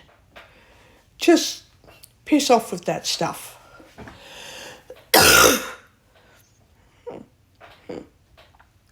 I'm living my own life, and the amount of times I've been gaslighted when I have to use the bathroom, and I need special permission to use the bathroom, by the way. No, that's not happening either. Stop the fucking physical abuse. It's abuse. This is what cult leaders do. You know, they decide what relationship dynamics happen between the siblings and the grown-up, adult partners, and as the siblings grow up, obviously, cult leaders decide when you can breathe, when you can shower, when you can go to bed, get up, have something to eat, drink, go to the toilet, have personal friendly time with people if it's more than friends. And I'm not going to say what that means, because if you want to be special friends, it's up to the cult leader to decide when you be, special for a few hours. If you haven't figured that out, you're not going to, so I'm not going to say what it means, but, special time. And, I'm not part of that cult mentality. I'm not part of that cult environment where I need a cult leader to dictate what I do in my life and who I hang out with and who hangs out with me. And if somebody else wants to be special without my consent, or if I'm forced to be special without my consent, I'm not putting up with that shit. I'm not tolerating it at all. I'm not tolerating any shit or any religious cult bullcrap.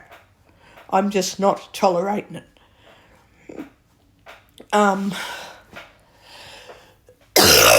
So I am now able to spot this rubbish from miles away after what happened the other day. Don't worry, someone else is now the brunt of the current situation, and they all have to either wake up and say, I'm not putting up with this bullshit anymore, or they'll have to be how I used to be and go, I'm going to be victimised for years and years until I realise it's not working for me and I'm finding it wrong, so I'm getting rid of that victimisation bullshit out of my life. So, yeah,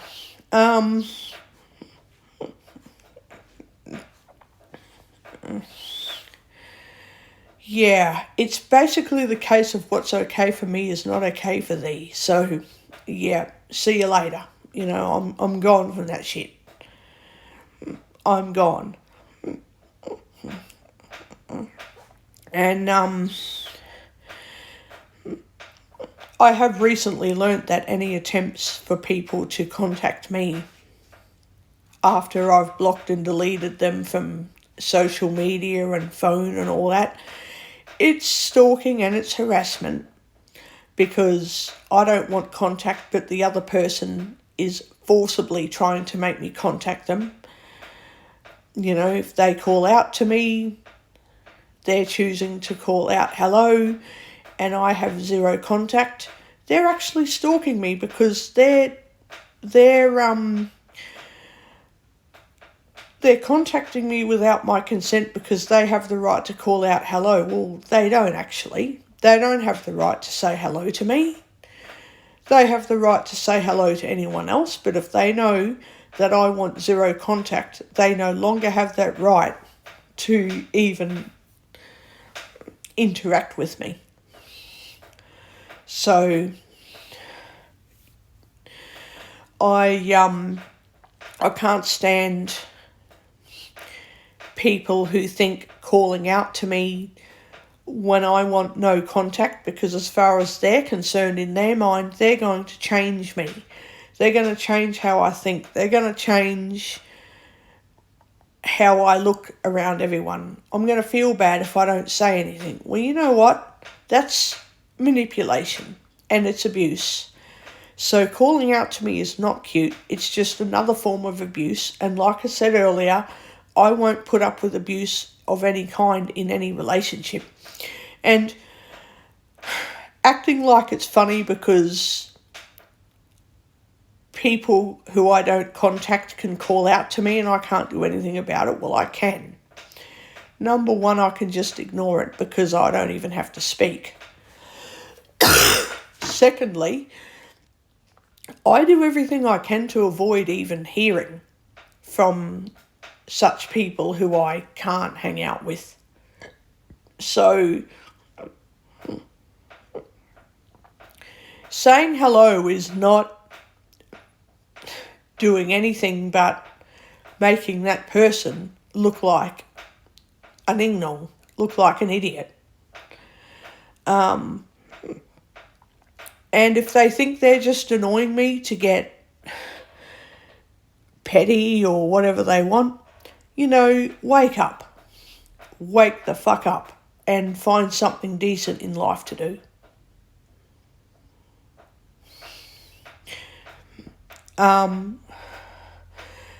Stop using friendships as a transactional business deal. You know, your friends just to get something out of the relationship and then control the other person. Yeah, cut that shit out and actually be a real friend to people, because expecting things in return and not giving in the friendship is definitely not a friendship. Yeah, it's... I can't deal with that shit in anyone anymore, so I'm just going to keep out of the mess that has happened because it's not my issue. And someone said to me a couple of years ago, you know when you're winning because all the mess is collapsing around you and you're still standing? Yeah, I might just start doing that. I'll just let all the shit collapse like dominoes around me and I'll just not give a fuck, because the person who said that is actually fucking right. I didn't think that a couple of years ago because there was stuff happening that I genuinely thought, it's like when you make a mistake and you go, oh no, I can't fix it. So something happened and I didn't get into a huge amount of trouble because the situation was dealt with, and I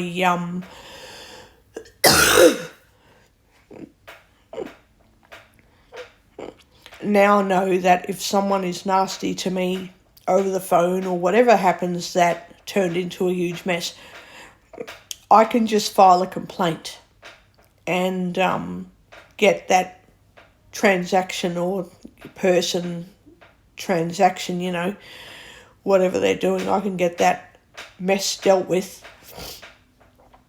And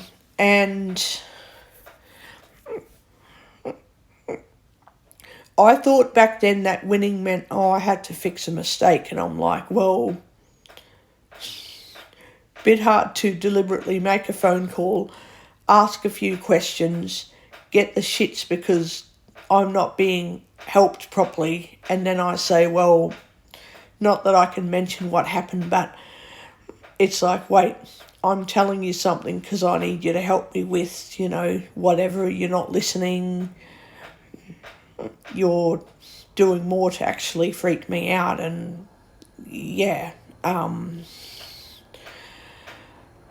I don't understand what the hell I'm supposed to be doing with this situation. So when I ask for help and you say, oh, take responsibility, it's like, well, I'm asking for help and you claim as in basically I was told that I wasn't taking responsibility when I was actually asking for help. And so that got dealt with.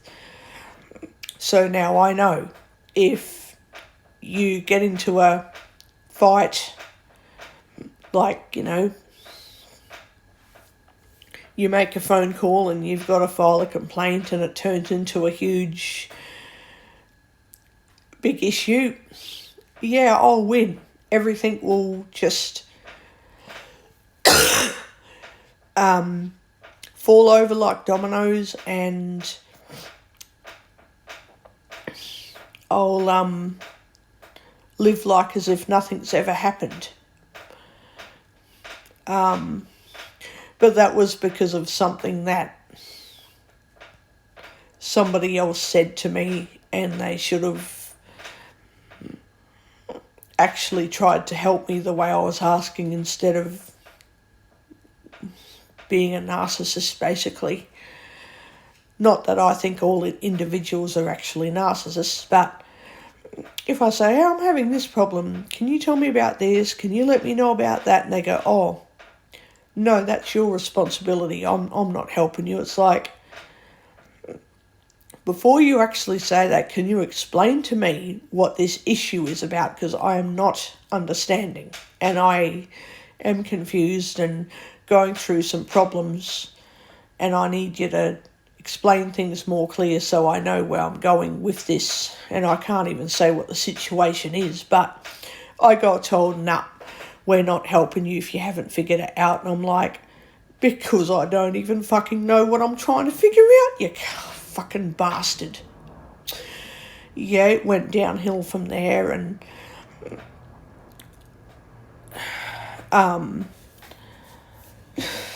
yeah, I got the shits. And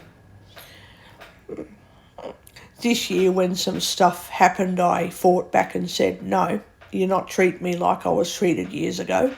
I'm hanging up the phone. We can have a decent conversation about this later, or you're going to tell me in a decent tone right now how you can help me. Don't treat me like shit like I was treated years ago, and we can move on and it will be easier to deal with the situation. Otherwise, I'll be making my own fucking phone calls later.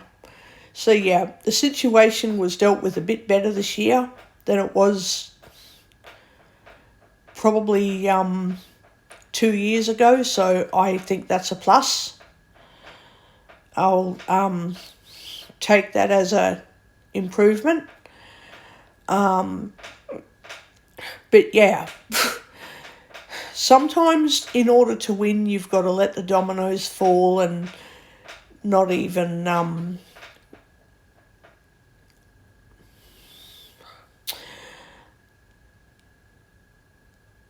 notice what's happening, is what I'm trying to say. So yeah, the person telling me all this shit years ago is actually right.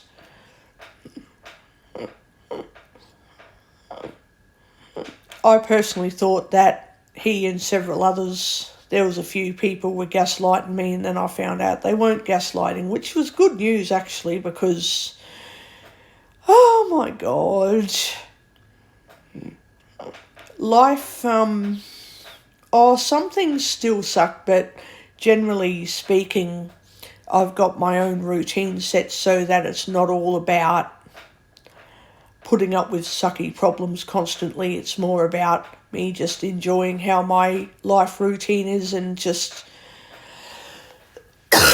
coping better. But yeah, I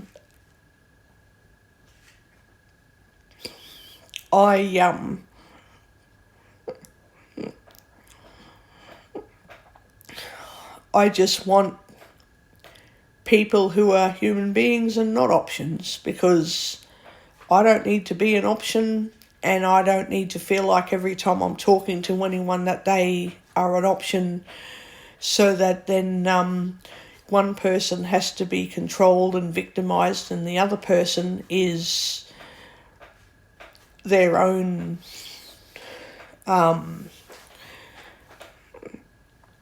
little, castle. Everything works their way, and if they're happy, everybody's happy. When they're upset, mate, the whole world is going to hell.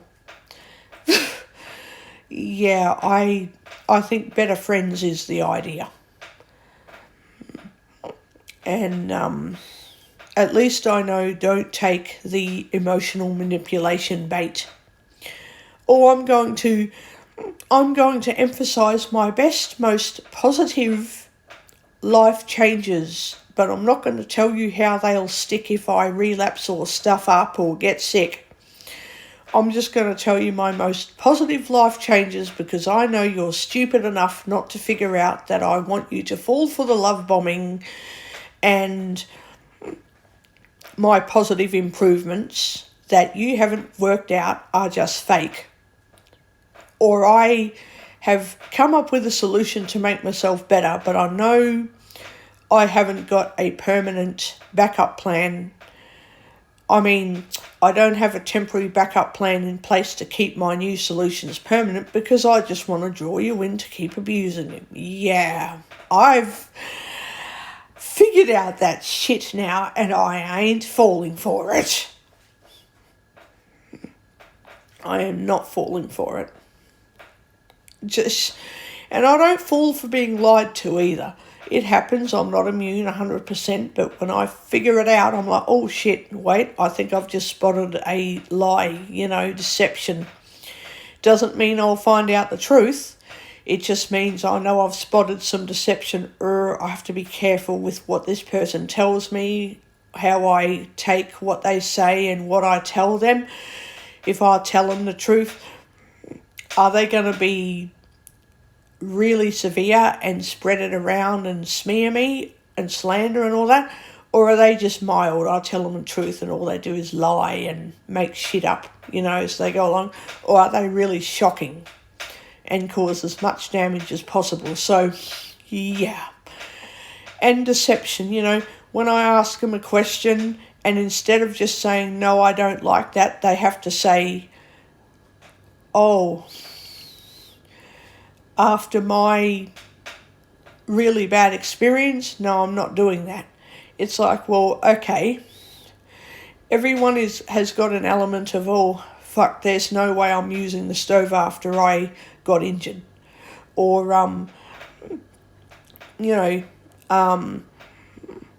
after I got abused by this person, no, I'm not letting anybody tell me to do that. Like, okay, I get it, everyone is going to say something about, oh, no, too traumatised, too traumatising. But then I have to hear about that trauma for the next 3 hours, and I'm like, look, I'm not going to minimise the fact that maybe the trauma was fucking disgusting and terrible, and whatever happened was due to some stupid bastard thinking that they've decided they're bigger and better and smarter, so they'll get away with whatever they want to do. And it could be anything, stealing money, it could be any damn thing. But fuck, I'm not part of that experience.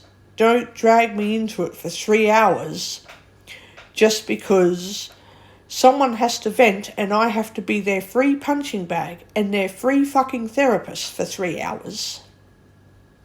I can't deal with that shit. And then I talk and I vent and I need to be considerate because the other person's traumatised and me venting just frightens and offends and causes all types of other sensitivities.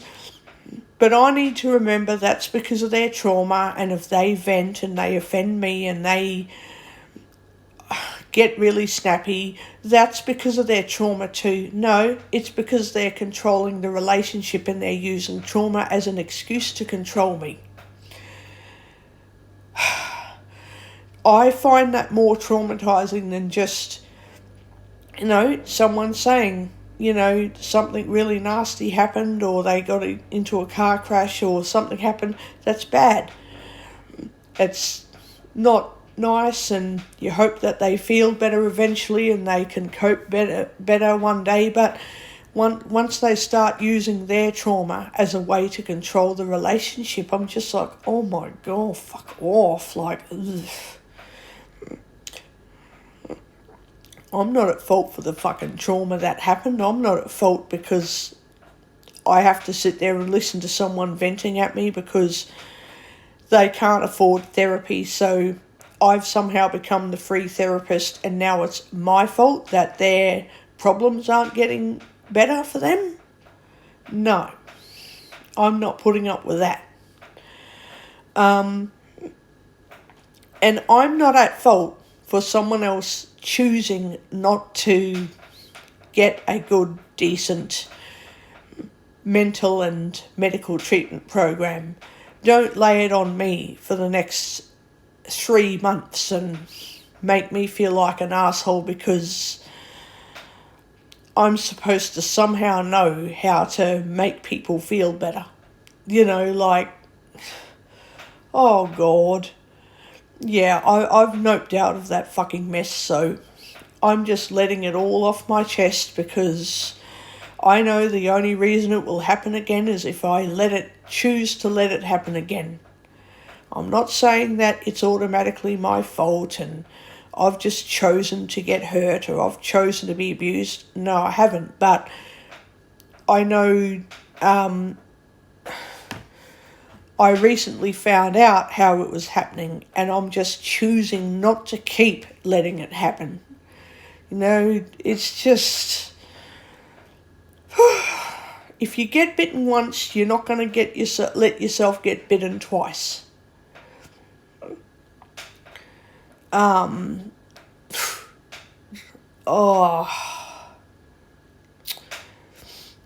At least I've learned if I'm talking to medical professionals and they ask how I'm going and how everything else is going in my home environment, but they don't mention certain people or they only mention the positive aspects of some people and not others, I know that is a clear red flag that the people they aren't mentioning are probably terrible. They're not going to say, hey, how is your abusive partner going?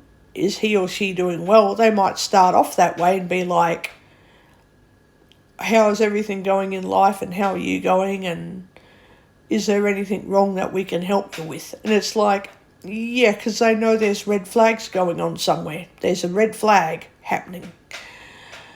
Oh, now that I fucking know that, I know when I'm talking to all these different people, I can just say, well, I'm okay, but can I just tell you if something goes wrong because I'm all right today, but I might have to give you a ring next week. And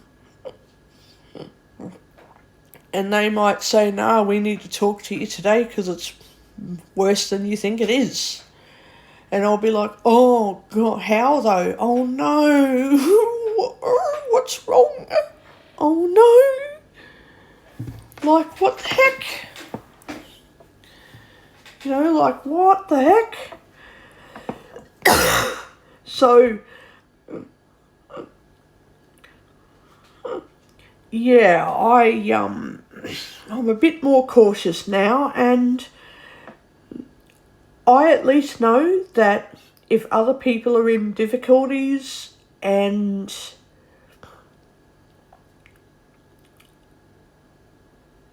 they want help. I don't even have to help. I'm not obliged to help anyone. I'm not anybody's option, for one, and secondly, I'm not in any position or have any ability to even help. So, and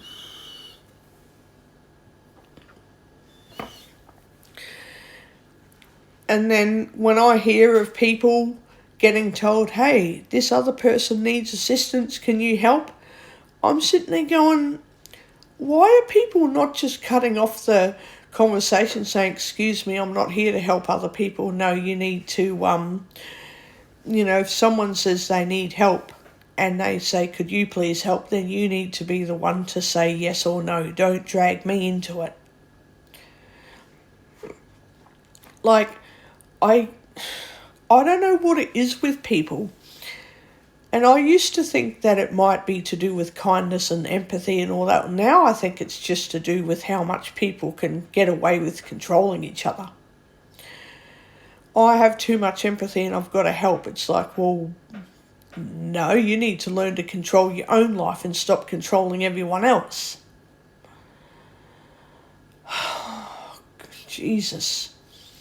At least I know, don't fall for the love bombing, don't fall for the scamming, don't fall for the lying and BS stories and bloody shit that goes on. And then when something does really go wrong, it's like, is this the truth or are they lying again? When you're helping a pathological lying narcissist, it is very difficult when something really genuinely actually happens in their life that they really need help with, because you're going, you've lied to me every other time and didn't even need help. You just wanted attention, and now they actually really need the help. And then I get told to stop giving attention to narcissists, and it's like, I do stop giving attention to them, but sometimes there's things that even narcissists aren't immune from, that they actually need assistance to get through, despite being difficult and demanding.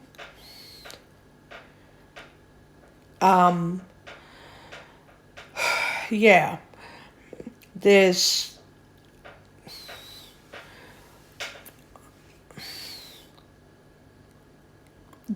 more to life than what meets the eye, I guess. If a pathological liar doesn't get the assistance they need because something finally goes wrong and they are definitely this time being honest, you're like, stop fucking lying over and over and over again, because then it will be so hard to get help that they might not even get the help they need. But anyway, I don't give a fuck anymore. I'm living my own life drama-free now that I've dodged a bullet, and since then all the problems that were associated with dodging a bullet have magically disappeared.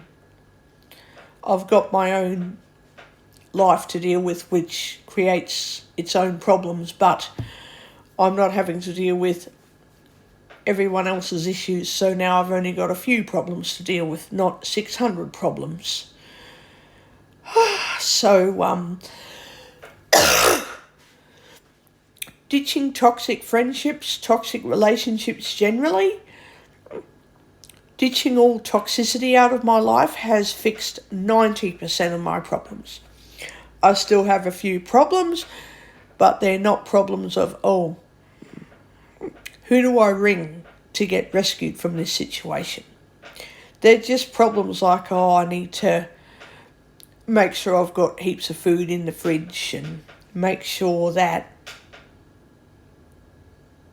oh, fuck. I've got sausages over there. I do. I'm going to put them away before they go off. Put them away. Oh, shit.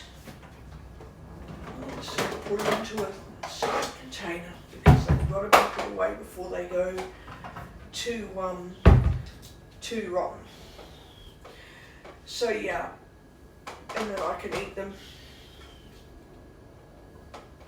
with other foods tomorrow. I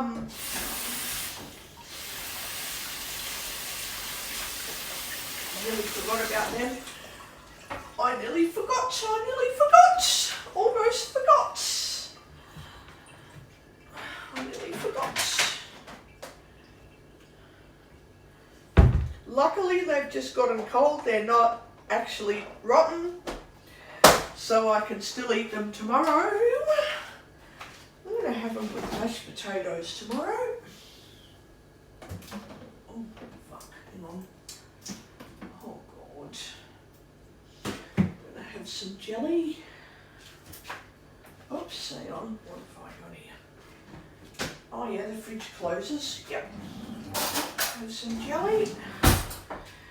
So, yeah, I've put the sausages away so that I don't forget. Or I will actually forget it and I will end up chucking them in the bin. Oops, and I've cooked them really good too. So yeah, these are the stupid problems I have to deal with, is memory issues. Which is sad because I've gone from I've got a pretty good memory to my memory fucking sucks and I need psychiatric treatment to fix it, but don't worry about that because I was going to turn it into a joke even though it's nasty. I was going to say, don't worry, I'm not victimising others into being options. Oops, I shouldn't have said that. But anyway, stuff is getting sorted.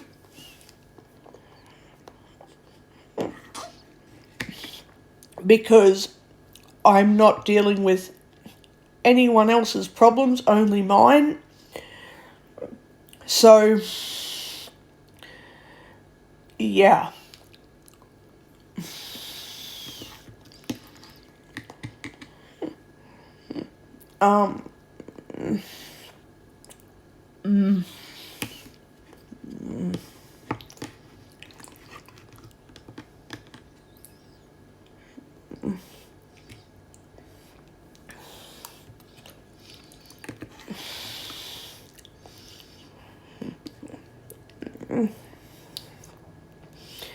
Yeah, I have had to learn that being kind doesn't always actually help people. Sometimes being kind is about withdrawing my presence completely from others, saying hello to people, but not stalkers, obviously. If you say hello to a stalker, they automatically think, I got you, we're in contact again and I'm obsessed about you and I need you to be around somewhere to keep controlling you. Yeah, do not even respond to a stalker.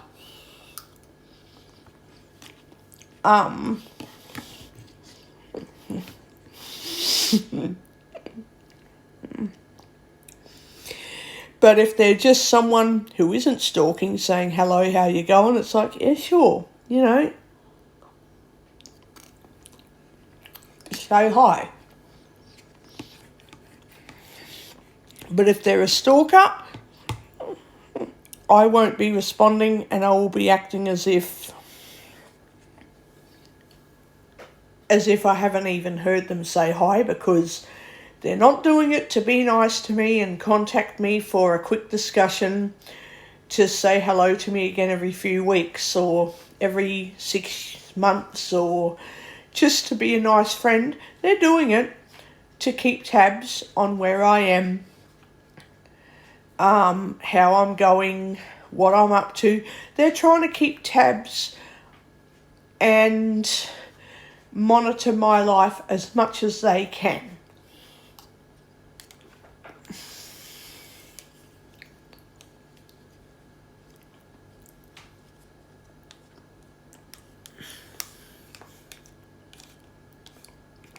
So, some people I never speak to permanently. Other people it's a quick hello, how you going? And if someone wants to be a decent, non-abusive, non-controlling human being, I might end up interacting with them forever. So,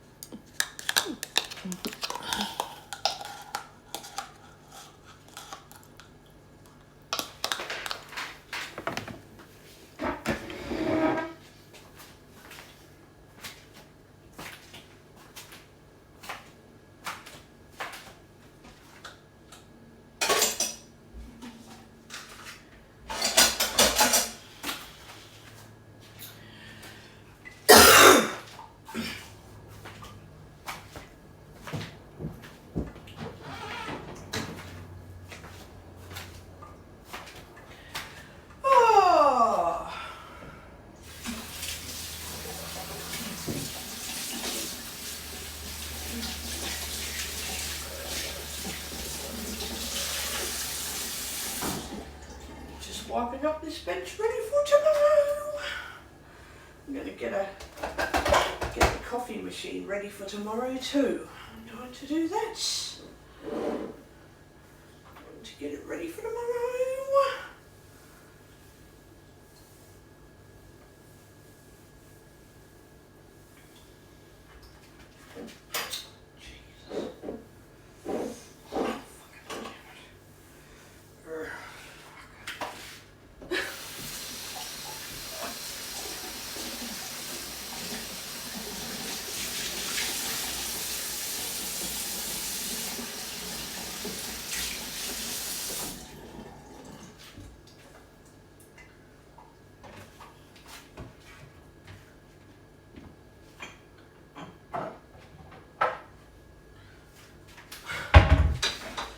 Getting my coffee machine ready for tomorrow. What? Okay. Get a coffee pot. I am.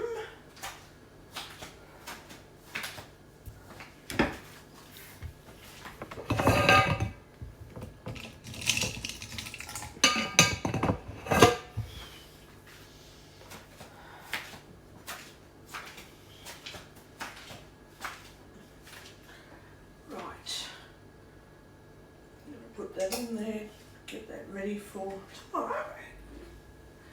I'm actually going to put the coffee mug next to the machine.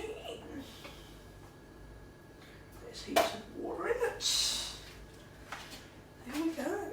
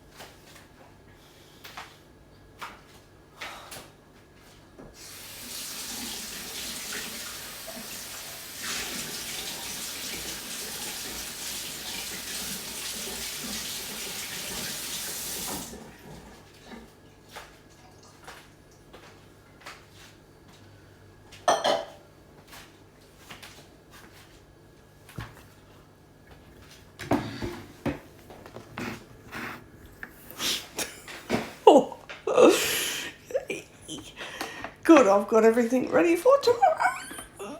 Good.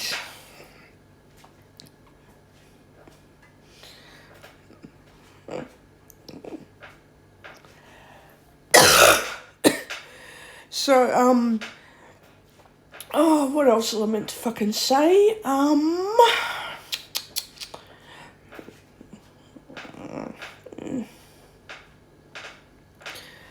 got to get up nice and early tomorrow. Well, kind of. I've got to be ready by 9, but yeah, I've still got to get up a bit early.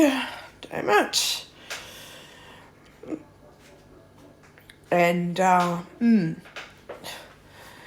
at least I know when a mess is created and I say I'm noping from this victimisation cycle, I'm noping out of it. Someone else will get hurt, but that's not up to me to be. Not only is it not my responsibility, but it's not up to me to decide how other people handle getting hurt or prevent. I can sometimes prevent people from getting hurt, but yeah, when narcissism is involved, I just get out of that, because I'm not going to tell everyone else, hey, there is a narcissist on the loose, be careful you don't get hurt by them. No, let people figure that out. I had to figure that out, so I guess it's someone else's turn to figure out. Not that that's what I'm wanting, because I don't want anyone else to get abused and victimised. I don't want that. But if I were to say to heaps of people, this is going on, that's going on, I'm just dragging myself back through the mud and getting back into the drama I already got out of. So yeah, I'm not putting up with shit from anyone, from second-hand bloody flying monkeys or anything like that. Just, yeah, not happening. Oh, God. Yeah. I have peace in my life most of the time, and the few problems that need fixing are under the control of doctors. And yeah, if any doctor is narcissistic and doesn't care about me, I find a new doctor. So they aren't any different. If they start controlling the relationship in a negative way, if they've got positive control of the relationship so they're fixing everything, I'm like, well, I'm not going to say, hey, fix this problem but don't control me. Fix that problem and don't control me. Because unless they're actually controlling my whole life, or they're fully trying to control me in a negative way that makes me their option for how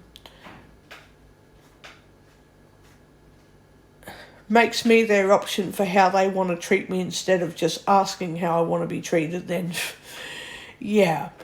But if the doctor has control of the situation because I've said, well, I'm here and I don't know what's wrong, well, I can't control that anymore. It has to be the doctor who takes control. So, yeah. But if they're just not fully narcissistic and they're not sadistic about not giving a fuck how I am comfortable or not, then I just don't change doctors. But if any doctor makes me uncomfortable and disrespects boundaries and all that, yeah, there's another conversation happening and I'm backing out of that power imbalance and finding a better, more comfortable doctor.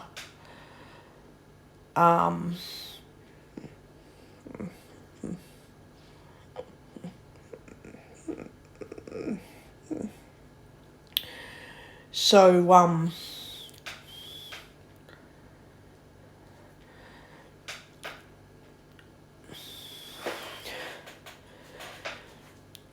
yeah, besides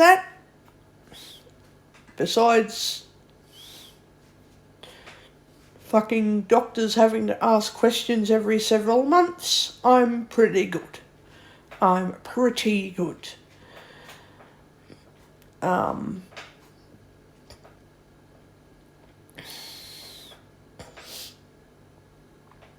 At least I've learned what the magic words are. You know, like, am I stressing you out? Have I done something wrong? It's like, well, yeah. Using phrases that doesn't offer any admissions of, and I don't just mean guilt, like, oh yeah, I'm definitely hiding something. I'm talking about using words that denotes that you know something's wrong, but you're not going to say what you think you know, or you're not going to say what's wrong. It's like, yeah, I won't tolerate any fart-assing around. Yeah, I hear a lot of magic words from people now, and I'm just like, I can just see that meaning avoidance of responsibility, or the other phrase means a code for something else, you know. Someone who says, oh, I've been told about something that I can't tell you, is basically, you're not important enough for me to keep you in the loop, so I'm going to keep controlling that situation and only selectively talk to people who I find important enough to tell, because I don't want to tell you that you are not as important as I want you to be. I'll just make you feel like you need to miss out. So if you've got something to say, say it. Otherwise, shut up, basically. You know, don't start telling me, oh, I was told this and I was told that, but I can't really say who said what. It's like, well, you can actually, because you've started talking. You might as well confess the whole thing. Otherwise, fucking don't say anything. Oh my goodness. Relationship dynamics are so power tripping sometimes.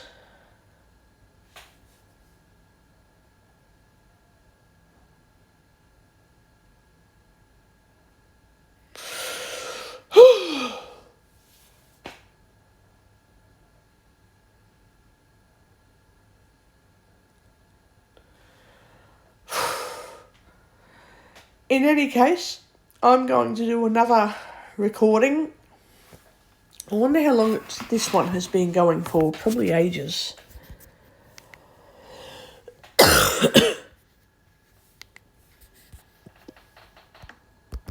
Recorder HQ. Home. Notes. Message. No. Clock. 8:49 p.m. Oh, 8:49. Oh, wow. Okay. Amazon Alexa. Amazon. Recorder HQ. Wow, this Pause. recording's Button. been going for freaking ages, and I need to check my other recordings. I need to find out what's going on with them. And then I'll do a Sortie Quest recording, or I can hear sirens. Oh, Jesus, man.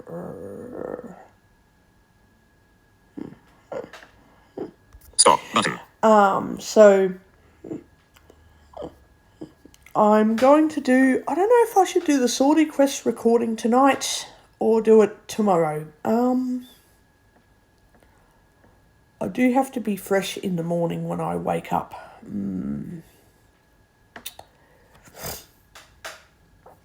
Yeah, I didn't think of that actually. I didn't think of that. Maybe I will do a Sortie Quest recording tomorrow. I'll play it a bit tonight off recording, but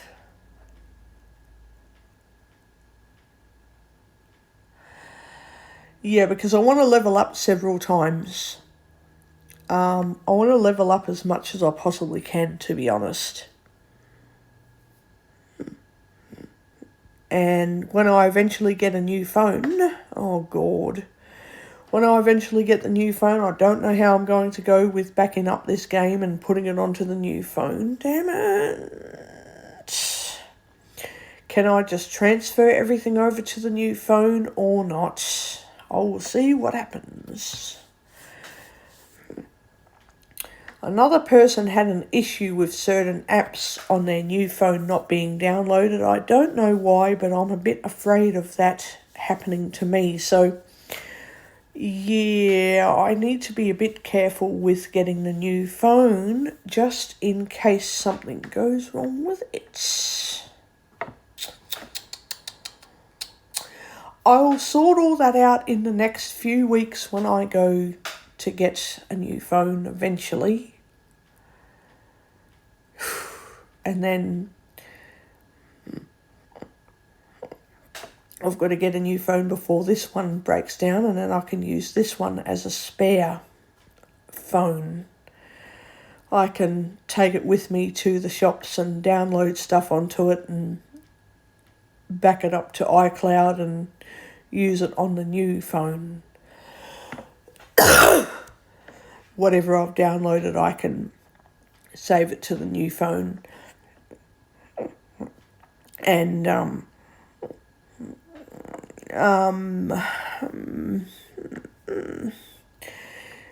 I guess this one will break down eventually and I'll have the new phone, so I won't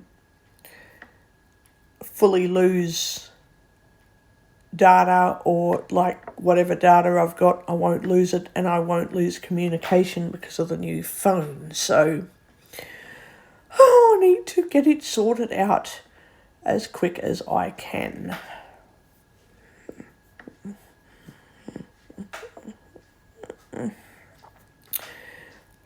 Need to sort it out.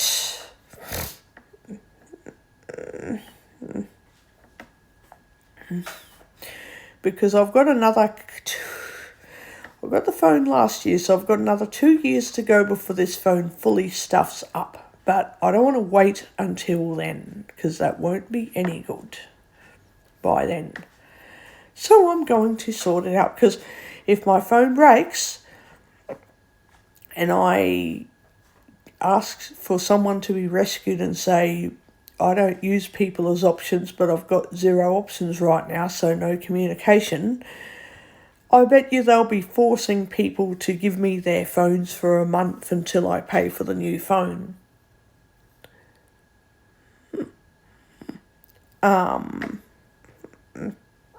I don't want to do that, because there'll just be too many financial difficulties to fight over, and I don't want to get abused because I have to use a phone that works and get a new phone, and I can't be as quick as other people want me to be at getting enough money saved for a new phone. So I don't want to go through all that hogwash again. So I'm better off getting the fucking new phone before this one buggers up. I was meant to get a new pair of joggers, but I might have to prioritise the phone and get the joggers later. God. Oh no. This is bullshit. In any case, my life is getting set in order, so that's good news for me.